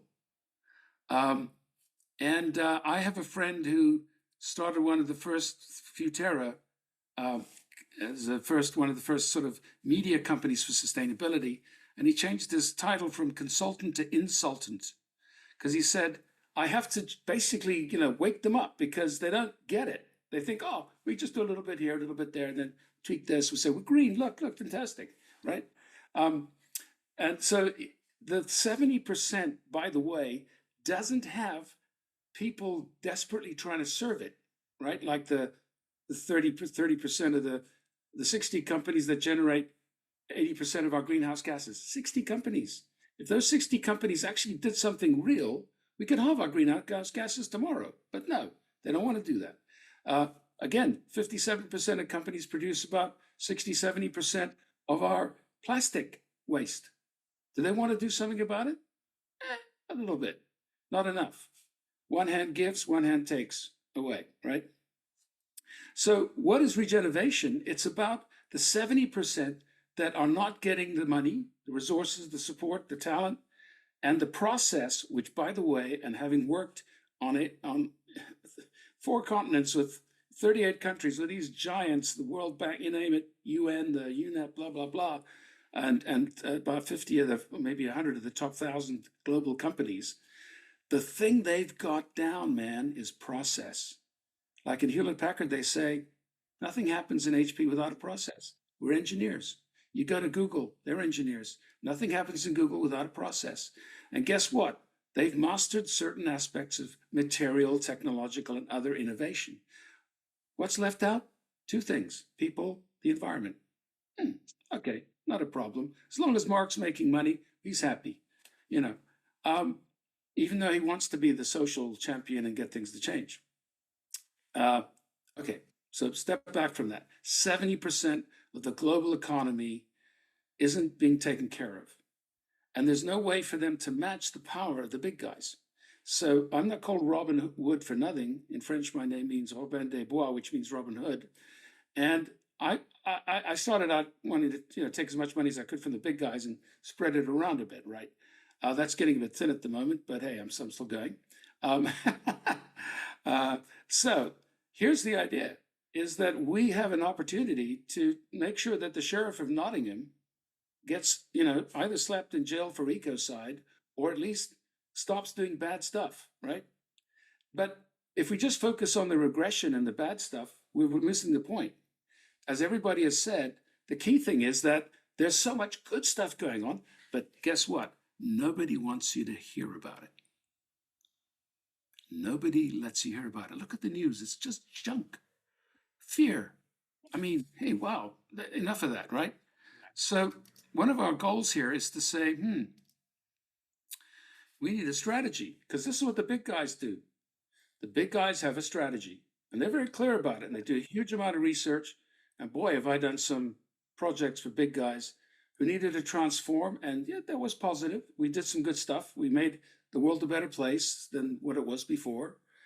But the fact is that smaller people, smaller outfits, communities don't have a strategy. Or if they do, it's not well articulated. And there's a lot of fumbling in the dark around what are we here for? Why are we here? And what are our top priorities? And I'm going to explain in a minute how we get with the regeneration process into that. That inside question that you answered in the discussions you had around your challenges and opportunities is really about what am I focusing here on? Because you can't be everything to all people. You cannot do all these things at once. If you try, you're going to fail, you're going to be disappointed, and you're going to be probably, if things are really bad, very scared. And then you're going to try and give yourself some hope, because you know that there must be something outside of this terrible place you're in. And there is hope. But you don't know too many people, enough people, who're doing stuff that gives them hope, right? And so what do? How do you give yourself hope in this situation? Well, this is what the whole strategy piece is about. And there's some tools underneath, and I'm not going to go into them in detail today, but I'm going to illustrate some of the things that help. Once you've got a strategy, that's great. But one needs to lead oneself and those we want to influence to align and say, yeah, I can help. I can do this bit. The building blocks, right? The Lego. We put different shapes and sizes together and we come up with a house or a crane or a 100 different kind of things you can build with a Lego kit. And so we get social Lego emerging. Most importantly, it's not all plannable. There's a lot of emergence here. Leaving space to live with uncertainty, leaving room to learn, how to trigger emergence and catalyze it and make our own luck. And making our own luck is something I'm a specialist at, because people say to me, well, how did you do that? And I said, well, I didn't in the beginning. I have no idea. But then I met this person and I thought, hey, that's cool. And then we did this, and suddenly, bing, something happened, and it grew, and boom, and then on to the next thing, right? So it's a series of adventures, which is fun. So once we got that alignment and we know where we're going together, what we have to do is design process in every sense of the word, right? It can be physical, it can be emotional, mental, spiritual, it can be software, it can be hardware. It can be, creating biofuels. It can be doing 100 different things. And we bring our values to those processes, because values and culture, which is the neglected bit, by the way, culture is very neglected in this whole process. And we assume, to our own cost and that of others, that we share the same values because we use the same words. Big mistake. The same words don't mean the same thing to different people all the time. So one of the things we do here, and somebody mentioned relanguaging earlier on, is maybe not even inventing new language, but just being much more precise about what it is we mean. And when culture kicks in and we find people in their center of gravity doing what they're passionate about, you don't need management. It just happens all on its own, right? But it's important to be able to say, what did we do and what impact did it have? Yeah. And because when we do that and we say, look, we did this, like Plastic Bank, hey, we collected 1.5 billion, 1.5 billion, that's a big number, plastic bottles in 2022. Maybe it's 3 billion now, but that is motivating to people. And it means everybody in the system wants to make it work because it's an anti-big system, solution. Now, some of you know me from the days of Thrivability and before. That one of the key things we did in Thrivability was that we developed a synthesis of all of the key metrics on the planet that say, what is sustainable? What is healthy? What does expansive innovation look like? That's not infinite growth on a planet with finite resources, but clever, using circular principles, etc. What is community? How do we create a sense of community and synergistic communities that are ethical, and that includes education and the current moral turpitude we see around us in so many different ways? What is accessible in terms of money and finance, especially for the bottom of the pyramid? People in Africa were telling me last week that they have better recycling systems than we do in the West, but nobody's interested in it. Well, that's interesting. I want to find out more about that. Because, what they call lean solutions come from developing countries, because they don't have the big resources we do to throw money at stuff. Yeah, they have to make do with whatever they can. So that's a very key concern. And by the way, as I talk about these things, you'll notice they have a values dimension to them, i.e. something we feel strongly about, we care about it. But remember that the word values is largely used in the sense of what I aspire to rather than what I actually am being. And that is where we use tools like Culture View, building on the integral spiral dynamics, and other below the surface, unconscious, what we call when you're in a situation where you have got no choice but to be who you are actually being as opposed to who you say you want to be, right? That's where this real values clash happens. And that's what usually stops, unsaid most of the time, stops things happening in communities, organizations, and in bigger situations. You see it all the time. So in strategy, what do the big guys do? Well, boy, they research to death. What's out there? Who's out there? You know, I'm going to show you a slide in a minute. I'm not going to explain it because otherwise Anne will be peppering her wall with pink heart-shaped post-it notes. But just to give you some idea of how thorough these people are, boy, they don't leave any stone unturned, I can tell you. And they understand where things are going and where to nudge and push and who to influence and having influence maps and what they do. And the first time I learned this in Silicon Valley was I was sitting in a room with 120 of the top executives in Hewlett-Packard in Palo Alto. And we were talking about the information superhighway, and we had futurists in the room and all the smartest people Hewlett-Packard knew, and me and my colleague. And we just sat there quietly. We didn't really have much to say, but we listened. And boy, they came up with this ecosystem map, which I helped them develop, of all the players in the internet space, everybody, right? And they found out that Netscape was over here and Microsoft was over here. Everybody else was connected into either Netscape or Microsoft. We know who won that, Microsoft, right? Because they were bigger, they were faster. Netscape got absorbed. So the ecosystem map can be used in that way, but it can also be used in a way that who's in our space? Plastic, I'm going to keep on using as a model, is a nice problem because there's something real about it, right? We're not discussing abstract concepts here. This stuff is destroying communities around the world and killing our oceans.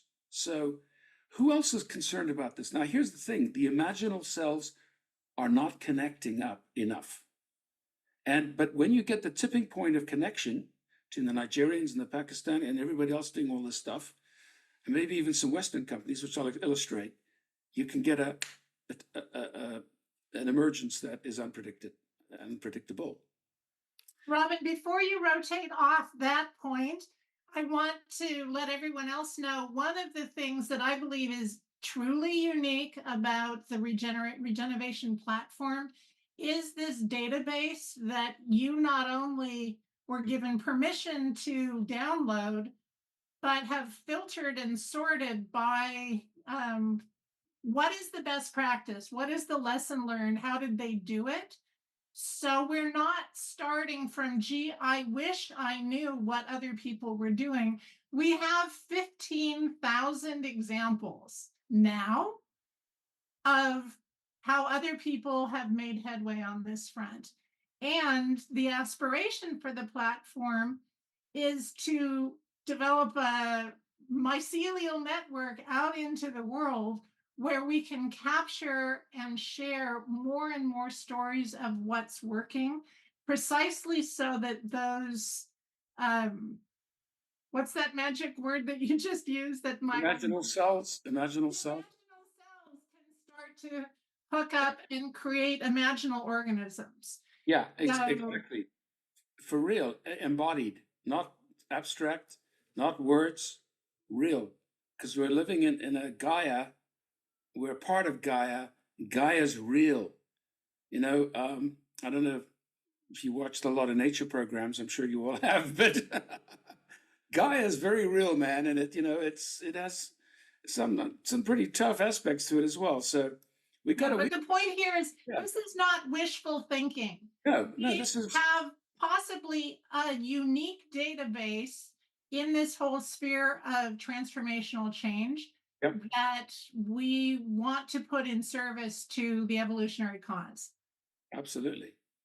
And coming back to some of the, thank you, Anne, and I'll build a bit on that in a minute. The Leadership Insight Survey is really a way of saying, well, what are the people we're working with?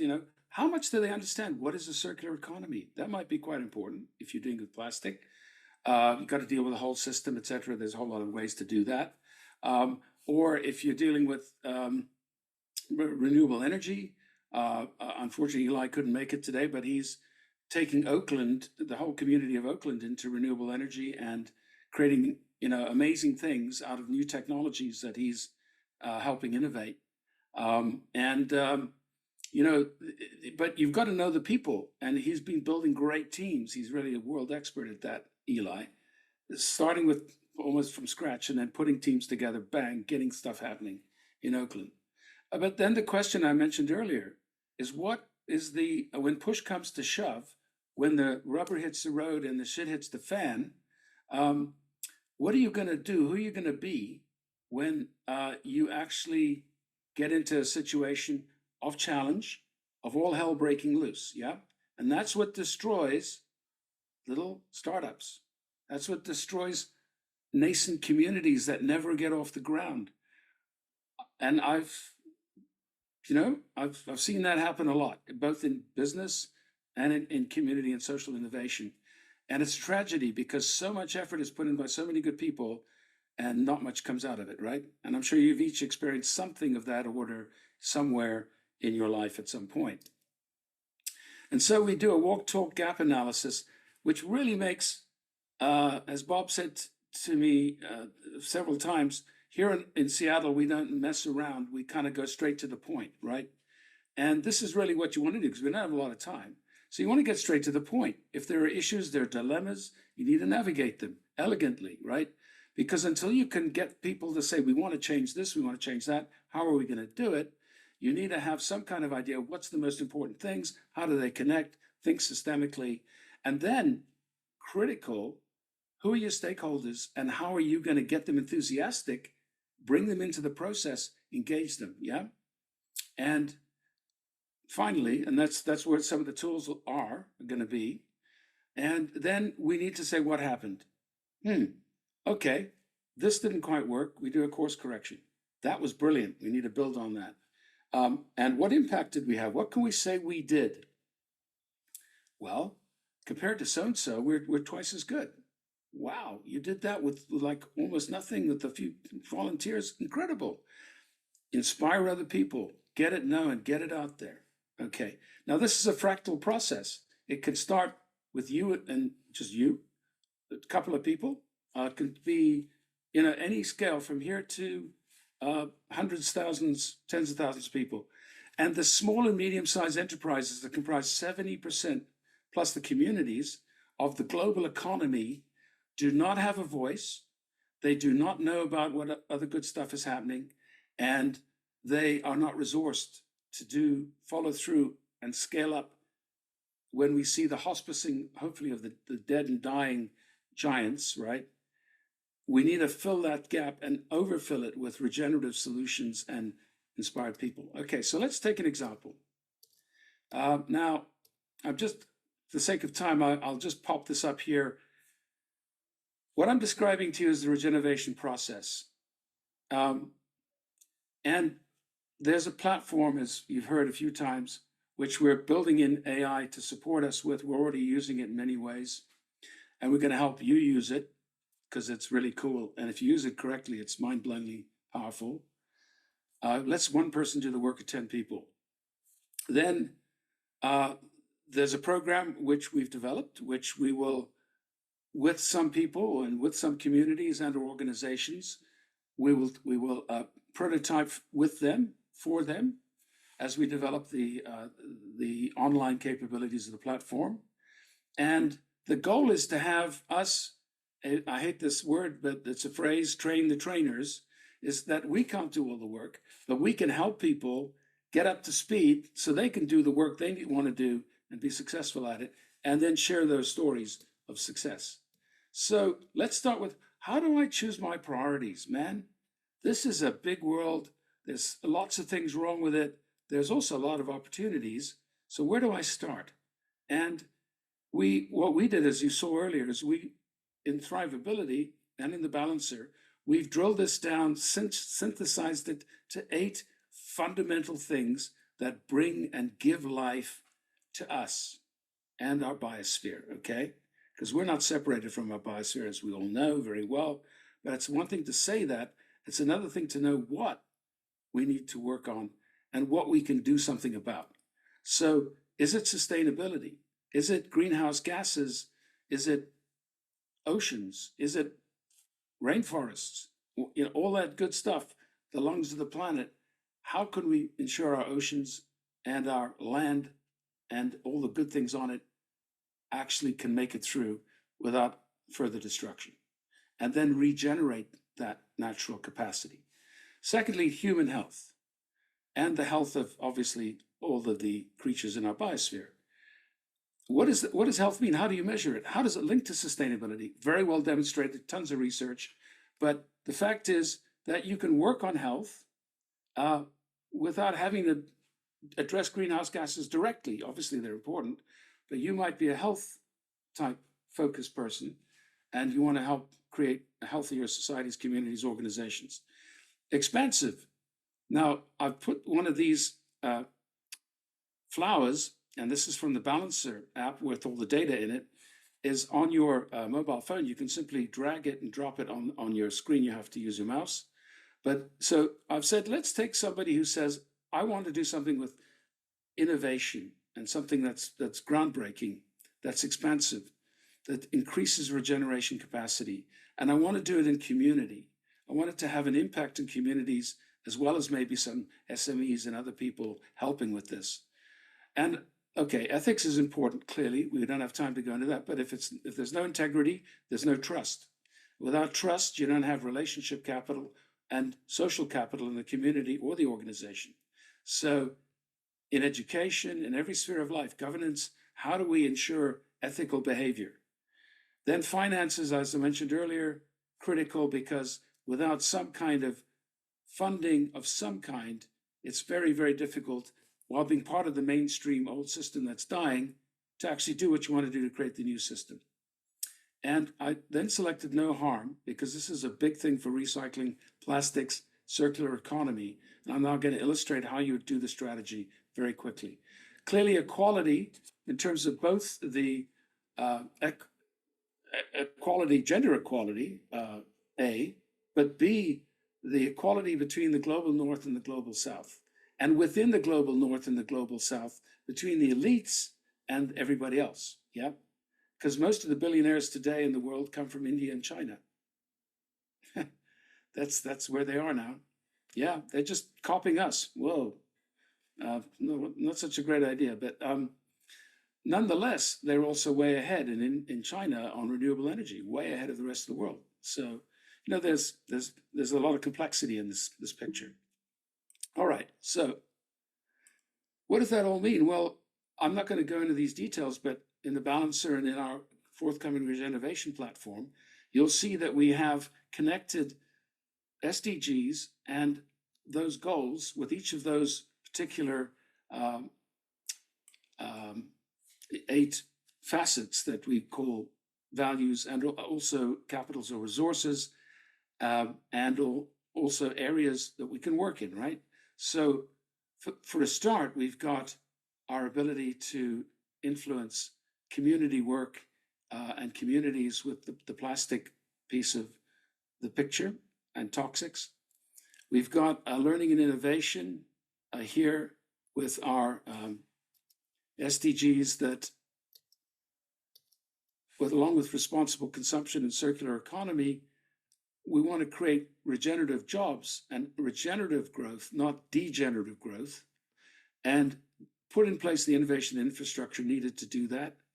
And at the same time, with community, we want to bring together the whole process of enlightening people through educational processes and learning, the whole idea of peace and justice, and partnerships for the goals.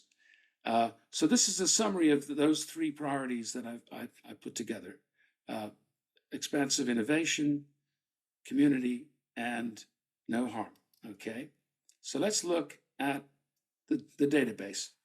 So I'm now trying to get a plastic recycling or circular economy initiative going in my part of the world, in my city, in my rural area. And that's what we're talking about in Pakistan and Nigeria, particularly as the rural areas have got no resources whatsoever to do anything with all the waste. They're drowning in waste. It's a terrible situation, and it's worldwide. Yeah. More so in the global south than the global north, but even in the global north, we only recycle 10% of plastic. Wow, that's not good. So where's all that other stuff going? Well, I'll tell you what, it's going into the mouths of animals and sea creatures, yeah, and landing up in the Mariana Trench, 26,000 feet below the sea level. So who's good at this? Well, there's this company called Befesa Medio Ambiente in Spain, which I've found. And look, what we see here is that they're virtuous in all 8 of our dimensions, yeah? Low carbon footprint, very healthy for humans. They've got a high balance in terms of innovation, what they're focused on, regenerating. They're supporting strong communities. They're highly ethical. They offer very good value for money. They're taking out the harm in the system, the toxics and the waste, and they're focused on the inclusiveness and diversity in their hiring and their practices and their work in their communities. Now we could drill into that a lot, right? And there are other companies that meet our criteria that we've just set over here. Remember, we set these criteria, and they score 63 out of 100 based on a few of the data points out of the 700 million that we've gathered together to tell you that. And you can see other companies in different places that are also good. These are good companies, right? They're not 100. 100, we wouldn't have a problem. 100 be getting up every morning and going, hey, what a fantastic world we live in. What's the problem? Oh, that's right. I got to meditate for an hour. What am I going to do after that? I don't know. Go for a walk in the park. I don't know. Take the kids for a run. But unfortunately, we're only at 63 for the best company, right? No. So they got a way to go too. So we can help them, but there's certainly others, smaller and medium-sized companies that we can help even more. So we could go into looking at Befesa and going into all that data, and that's one of the things we're developing in the Regenovation platform. And on the other hand, we have a company called Chiho Environmental Group Limited in Hong Kong that scores 35. Now, here's a very interesting point. That's hard objective data from every single thing that's ever been written by these companies, put in the media, the PR, anybody who's said anything about this company, it's in the database, right? So I'm not going to read this out to you, but Befesa does good stuff. This is what they do, right? And by the way, I used AI to get dozens of different profiles going deep into where they claim to be what. And guess what? The fact is that to get a score of 63 out of 100, and this is a very telling point, none of these points came from the company. They came from independent third parties and websites and, people out there looking at the company outside in. Okay. And they said this. So these are all great things. Befesa is doing great work, and they're global. They're Spanish, but I'm sure our Spanish speaking colleagues would find them in Mexico and maybe Chile. I don't know, but this is a good company. You could maybe find, they're doing good stuff. And it continues. This is all external, right? And they're the sources.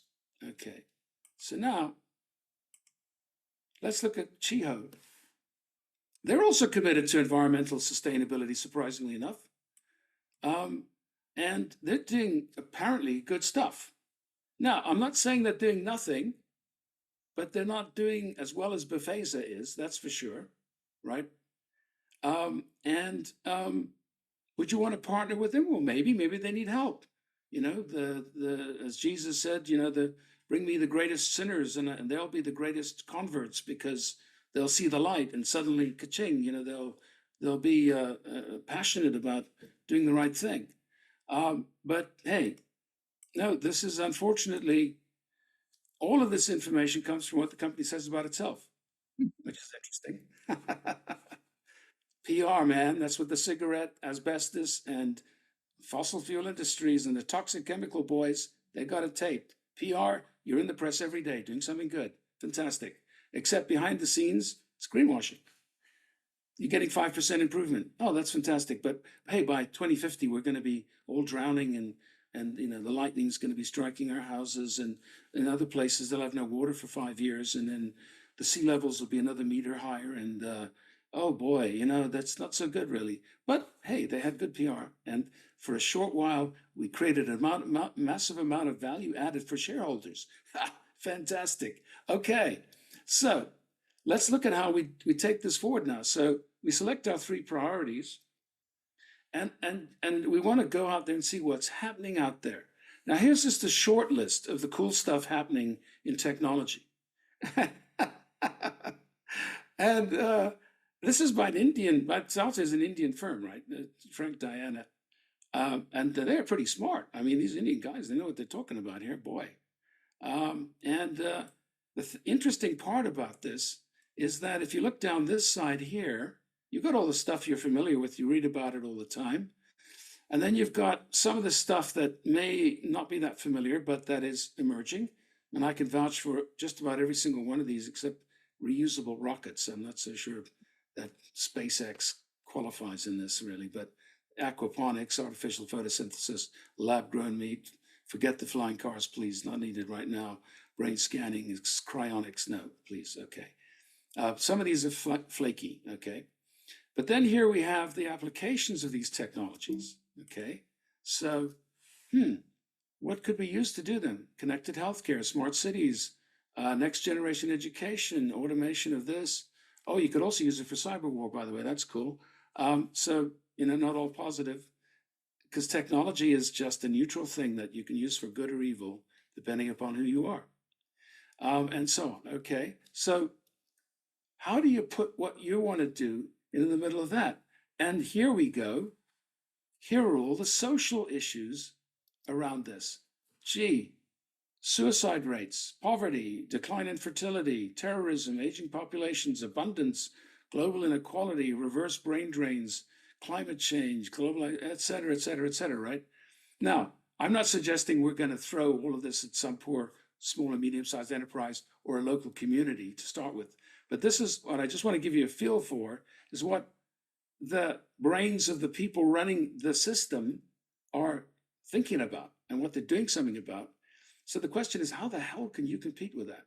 Well, you can, but you've got to be very focused. And that's really the key to what we're doing here with Regenovation. Because you find the combinations of things that are synergistic that help create regenerative outcomes, right? That do more with less resources, and create more regenerative impacts. And this is what innovation gives us. It gives us the opportunity to use these things for social benefit, right? Not for the benefit of the caterpillar, but for the benefit of the imaginal cells in the butterfly. So what I'm suggesting and what I've recommended to, okay, I haven't got any pink heart-shaped post-it notes yet. Good. Just checking down there. What I recommended is we've got to bring this systemically together.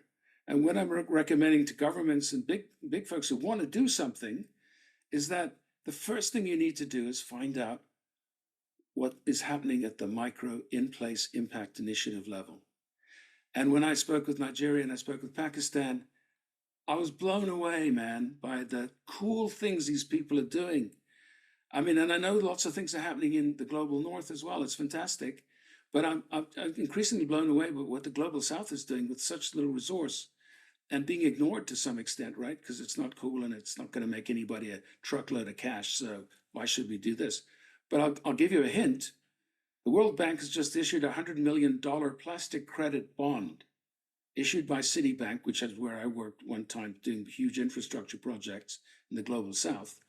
And the fact is, if you can take that $100 million without corruption and use blockchain to actually give some money to local communities so they can set up their system to do what they want to do with it, you can create the conditions for liftoff.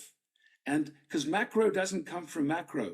Macro relies entirely on micro. Like everybody said earlier, or most people said, it's us.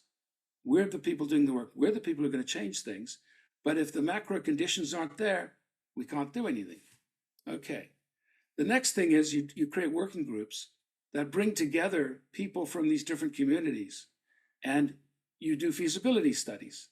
And in things like plastic, that's critical because there needs to be investment in recycling facilities. Otherwise, you can't recycle plastic. And that's something that not just any Joe Blow can do. You have to have people who build these facilities, and you have to pay them so that everything else can happen, right? And then what we do in Regenovation, along with this, is we help build those communities of practice at the local level and at the meso level. And that creates the coalition. So they've got some macro support, something from the World Bank, something from here, something from there, but like Grameen Bank in Bangladesh. And you create these coalitions which transform the lives of tens of thousands, if not millions of people, global south and global north.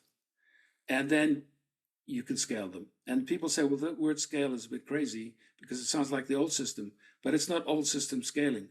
It's this emergent process that Robert was describing, going around the cycle of finding new ways to do things, reaching out to new people, creating the imagination and the capacity to do these things where it counts. Yeah.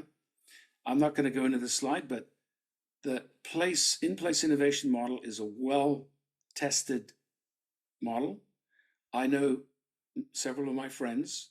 One guy in Charleston has made a huge difference to underprivileged communities in Charleston just by working through the university system and creating in-place innovation models and helping young entrepreneurs create their vision, basically, of what it could be like if they had all this assistance. You don't have to have all of this, but there are lots of things here that you can do that get the attention of the mayor, that get the attention of regional government, get the attention of a bank.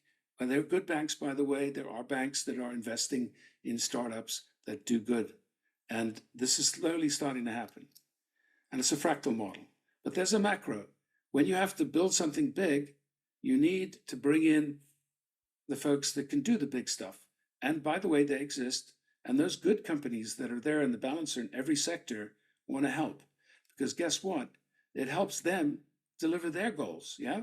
They get to say, hey, we did this because we helped and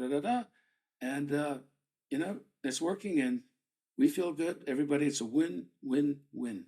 Win for us, win for the other parties involved, and a win for the planet and people. So that is pretty much that. Take it away, Anne. You did it. We did it. So this is where you folks can tell us what questions do you have?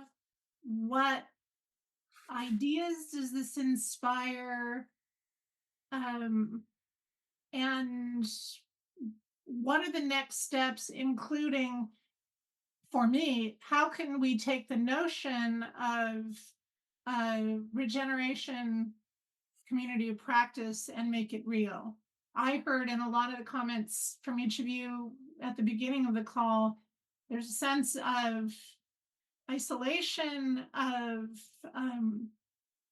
the job is too big and all I have is a teaspoon. What is this leaving with you?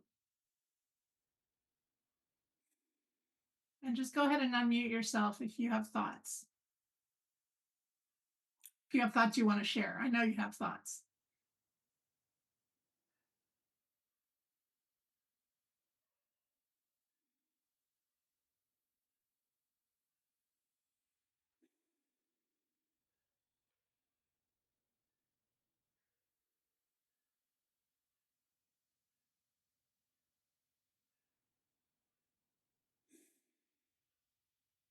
I'm,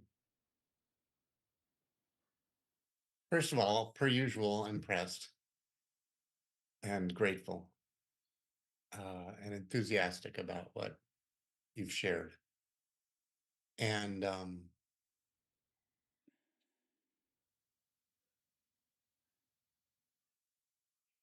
there's a certain quality of positivity that I want to be so careful. It feels like it's the sacred fire and I don't want to get it wet. And at the same time, there is something underneath that for me. The sacred fire is your kind of unquenchable positivity and this reality that you live so boldly and invite us into about the way is forward. And that's such a pure truth. And at the same time, I'm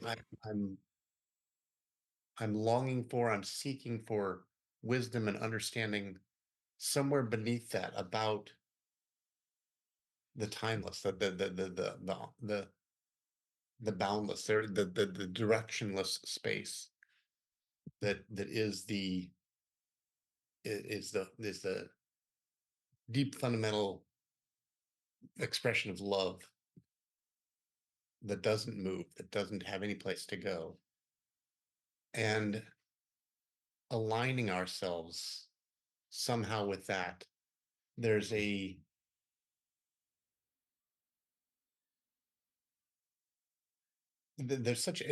such a big thing being human, and so there's so much room in that tent and so much necessary activity about all kinds of motion, forward motion, backward motion, which Marguerite counseled earlier, stillness. And what I'm longing for is a touchstone of kinds, where if I have a great vision and I run this process,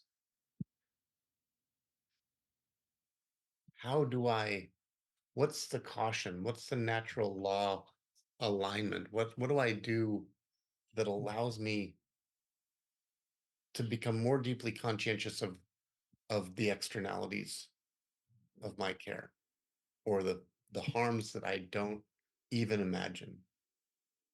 And there's certainly scale to this, where, a friend of mine was just talking to me recently about the caste system and the origins of the caste system, coming from this enlightened realization that souls come into being with a different dharma, and that there's a place of service that this soul is at, and yet we're 5,000 years down that road of that particular model.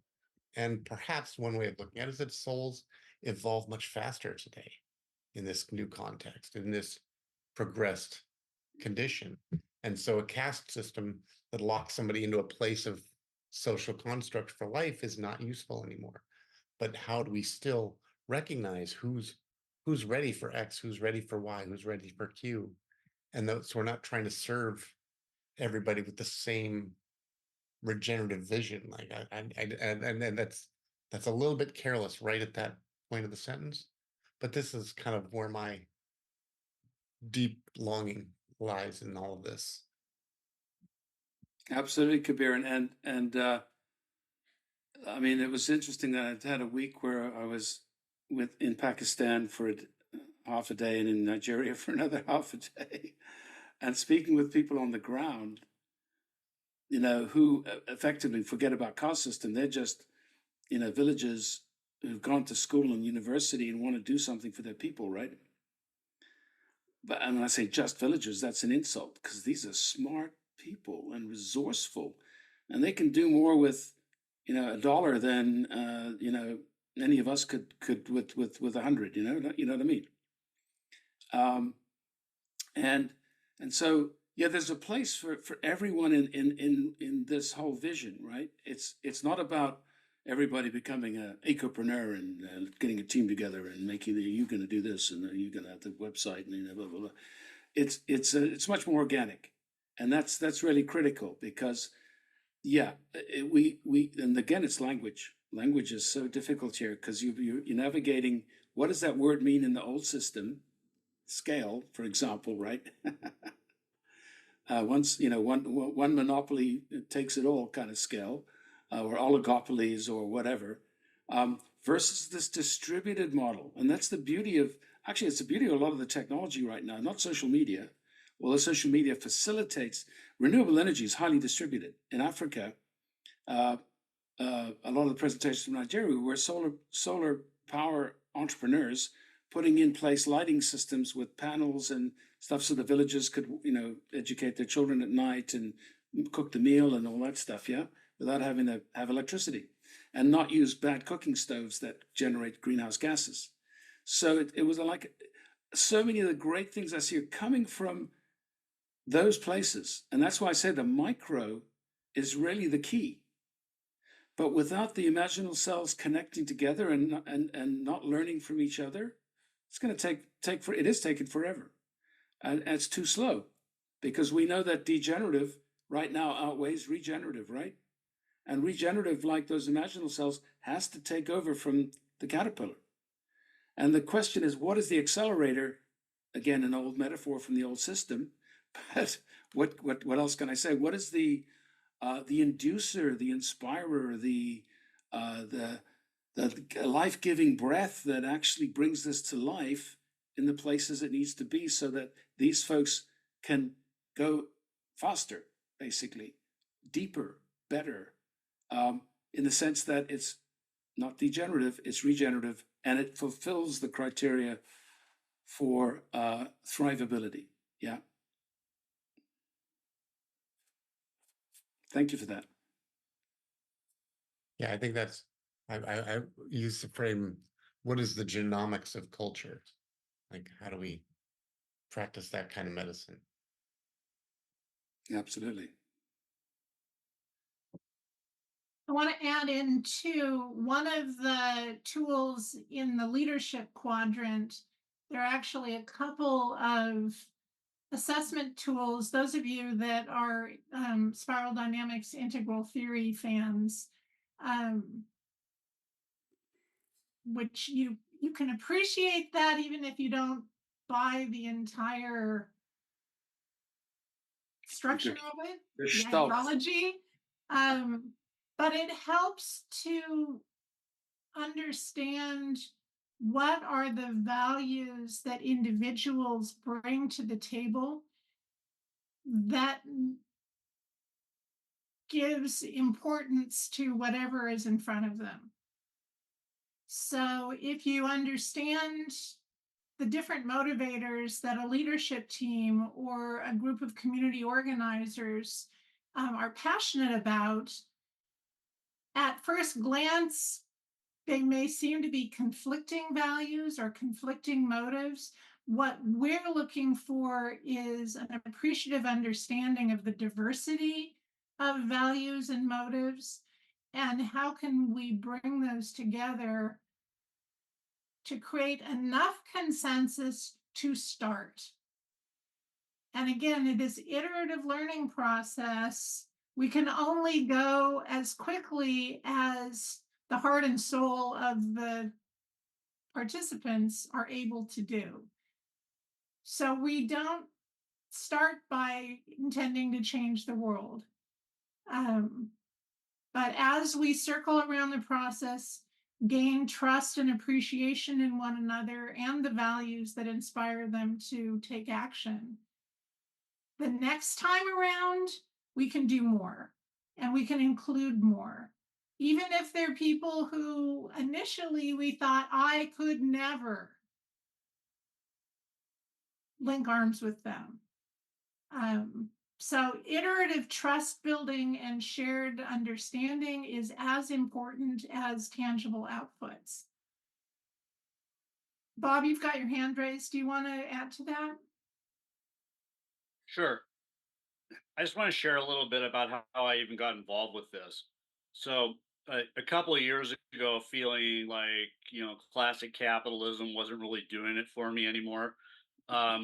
I went out researching all the meta modern and integral and liminal and, big theories out on the web. And I got involved with a lot of those communities, and that's good. And so I'm rather well versed in all the frameworks out there. But then after a while, a few months ago, I kind of got tired of hearing about the meta crisis, and I started getting the itch to actually do something about the meta crisis. So I started looking for anybody who is doing practical things, and there are a few of them. Robin and Ann are not unique in that space. On the other hand, it's a relatively small space of activist practitioners that are doing things with measurable outcomes, but informed by all the larger theories. Now, again, my Seattle style cut to the chase approach is the way I framed it for my students is it's real simple. All the big theories nowadays are trying to smash together facts and values. We're trying to have both our personal spiritual values and work in an objective world where things actually need to happen. And part of that regeneration cycle is you can absolutely do whatever spiritual deep dive you need to clarify values. So all of it. I mean, take your pick: spiral dynamics, integral, meta modern, various therapeutic or personal growth approaches. They're going to inform your sense of who you are and what you hope the world to be. Right. And then where regeneration kicks in is starting from your values orientation. Now, how does it become actionable in a social space? How do you share those values? How do you communicate those values? How do you embody those values? How do you implement those values? And then critically, when you tried that, how did it work for you? Did it come out the way you thought it would?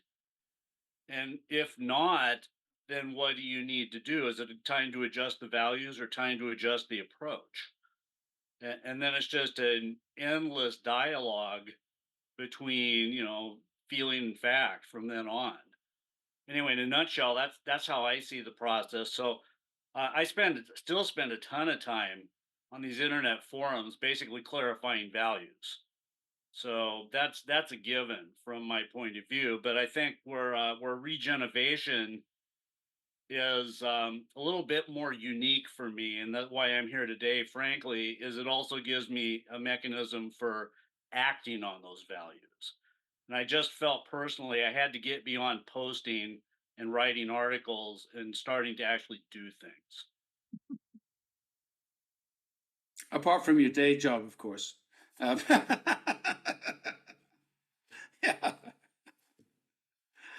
Yeah, I want to add one more bit to that. Those of you that read down to the fine print in one or more of the things we posted or talked about online, the phrase regenovation is a smash up of regeneration, all of, sort of the biggest edge of the wave to restore balance between people and planet, but also bringing in everything we know about how innovation works. So this is not a bunch of well-intentioned econauts. It's grounded in what we know, how to do rapid prototyping, and as Bob was saying, keep working the circle. So we test it, we learn, we try something new. And we build them. We're the only ones talking about that, but it's at the core of what regenovation is about.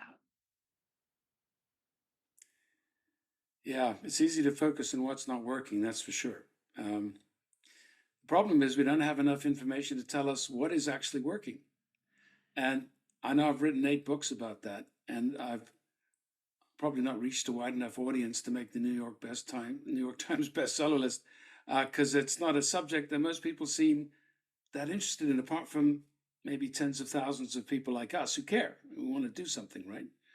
And and I frame that within the context of having and still being engaged with, the big boys and girls on the planet who make up the rules, right, about sustainability, and the ones trying to get regeneration into the conversation, and about a decade trying to change. By the way, the sustainability community is its own worst enemy, because when you say the problem with sustainability is it's framed as we must reduce our impact, i.e., we must self-contract, all of us, so that the big guys can keep on pumping out the fossil fuels, but we can lower our planetary footprint while they do that. And it doesn't give us anything. It does nothing for us. No. Worse, it makes us complicit. Therefore, we need thrivability, because the focus is if you create thriving in the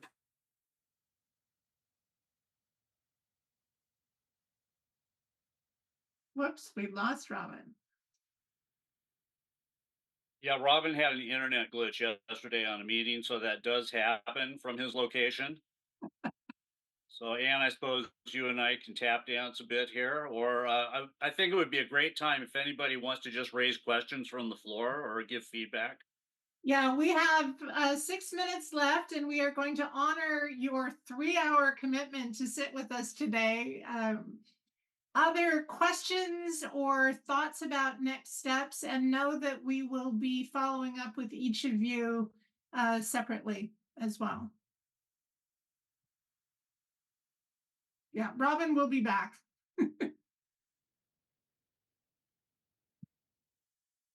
And I guess just because I had trouble getting in today, that's the key piece. Will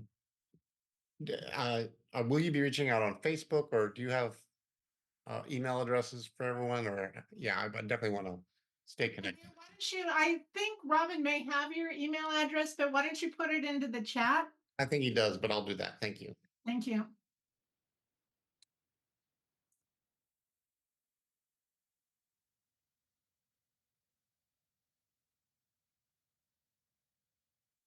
Yeah, one thing I'm doing with this is I'm starting to get involved with my local bioregion. It's called Regenerate Cascadia. So I'm looking for localized project applications for this, and I'm out there kind of scouting for the right one to start with. But that's personally how I want to spin it. I'm trying to get out of the world of pure theory and into some things that I can, put my fingers in the dirt with.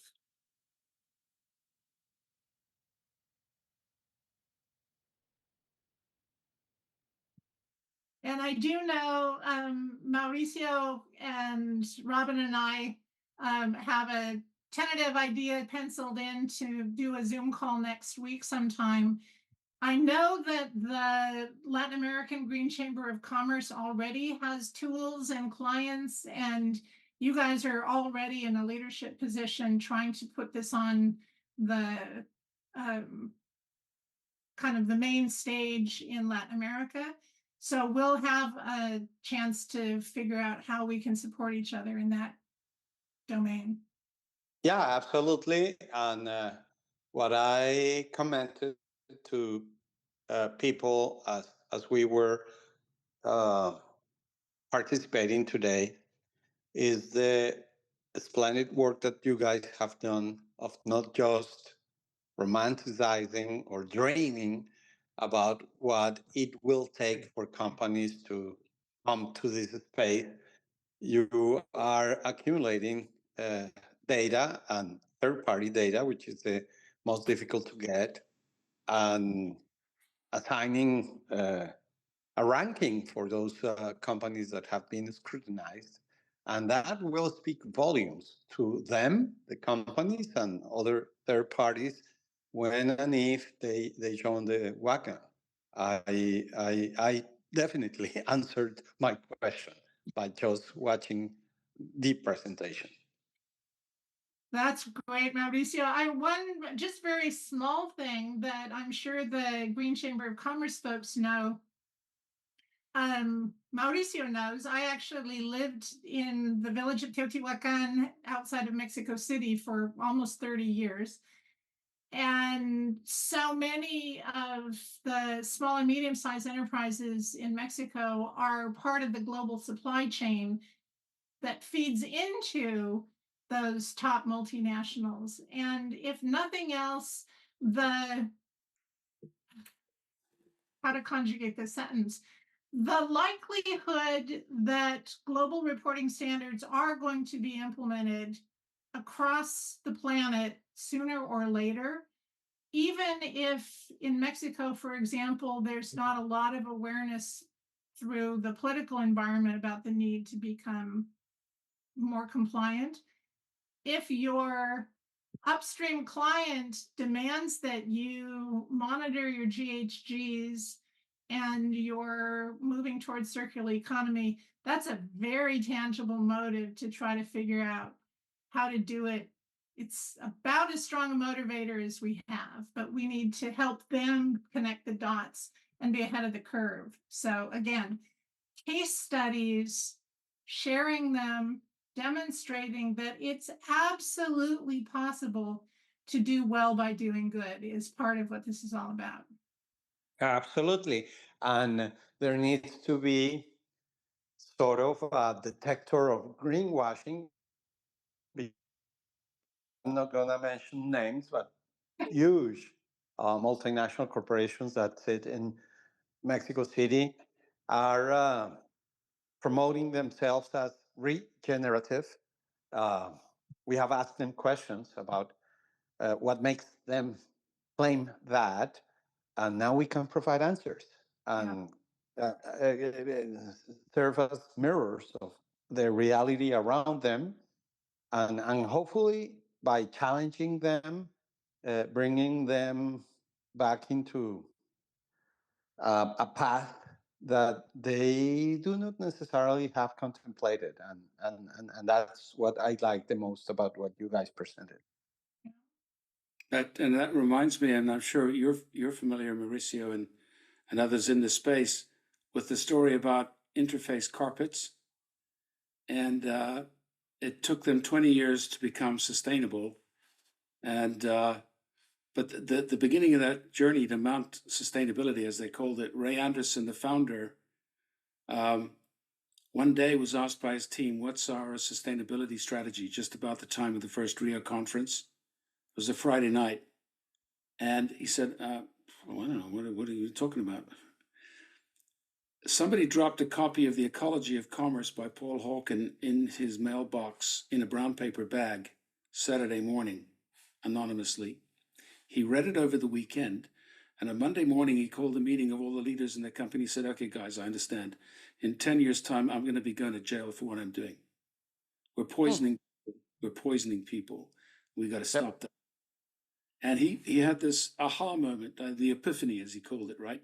And like Anita Roddick at the Body Shop and a lot of other people in the early 90s, they were like, and that's what gave us all hope at that time, was that these entrepreneurs were going, we got to radically change what we're doing. But we don't have 20 years like it took Interface, right? It took them 20 years. And even then, when we were running workshops at a warehouse, which is what they call it, European headquarters, a warehouse, the old warehouse where they run we had biomimicry of Janine Benyus on the one side, the Royal Zoological Society describing how they're taking plastic fishing nets out of the ocean in various countries and making it into plastic that they could put on the back of their tiles. Yeah. So they don't use palm and other stuff that degenerates the world. But the great example, because sometimes it takes a little shock. It takes a little, like, hey, look, I'm trying to help you here, and they get it. That's one of the many sides of this very multifaceted diamond we're looking at. Yeah, exactly. And what you are pointing towards is what I and Marjorie and Indra somehow discussed very quick scenario projections, because what the story that you just told was of someone who would face jail in 10 years' time if they don't reset the course.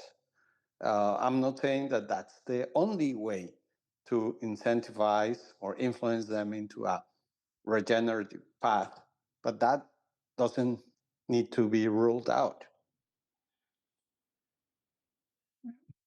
Yeah. My friends, we are now 3 minutes over. You have been so gracious to wander this rich and winding path with us. You know how to find us, and we know how to find you. More to come. Robin, you get the last word. Well, yeah, I'm always blown away by putting a diverse bunch of people from all parts of the planet together who come together and find enough commonality to say, yeah, this gives me hope that we could do something here. It gives me some new angles, ideas, perspectives, warms my heart, encourages me, right? And I'll go to sleep tonight thinking, hey, that was really cool. And I'll dream about possibilities that I never thought of. And as Anne says, this isn't the end. What we're doing is in creating a community of practice of which you are now all founder members. I'm not attaching too much responsibility to that, but be aware, you were founder members, you were there, like the Declaration of Independence or whatever that was, right? You haven't signed the document, but you've been here. And what we're going to do is we want to pick, we're going to do this again. We're going to bring in some of the people from other places doing cool stuff, right? And also we're going to spread the network. I mean, just to give you an example, the Global Sustainability Futures Network has 7,500 coordinators in 70 countries. When I asked the founder, who we're now working quite closely with, Dr. Renuka Thakore, an Indian woman living in London, professor at the university there, I said, how long did it take you to put this together, Renuka? Decades. She said 3 years. 3 years? Wow. And they're running a conference every month with several hundred people in a different country in the global south. Every month. And in between, there's lots of meetings. I mean, and they got really high-powered people in there too, from government down to the entrepreneur selling solar panels, to little villages so they can have lights at night and, cook stuff and, see what they're doing actually without having to burn all sorts of horrible substances. So to me, this is very exciting. And we're going to follow up with you. We'll put a little summary of this together, I think, Anne and Robert. And we want to keep you abreast of developments. So maybe we should actually create a group, as my thinking, of all the people, yeah? And we continue this conversation online. And we then we'll again, this is emergent. We haven't planned the next step. All we know is we have a program that can help people who have a project, and we're going to try that out. But for people who don't have an immediate project or want to join a project or whatever, let's keep on opening up the connections between the imaginal selves. To me, that's and doing stuff. That's the really important part. Like Robert was saying, we're learning by doing. And we don't know the outcomes exactly. I don't know, Anne and I, Robert, we don't know the outcome exactly where we're going to be in a year's time or 6 months. Doesn't matter. We're happy with what we did today. And we really want to thank you all for your contribution. And we are going to continue this conversation with all of you soon, hopefully. Sooner than you know. Thank you all. To be continued. Take care. Sure. Good to see you all. Good to see everybody.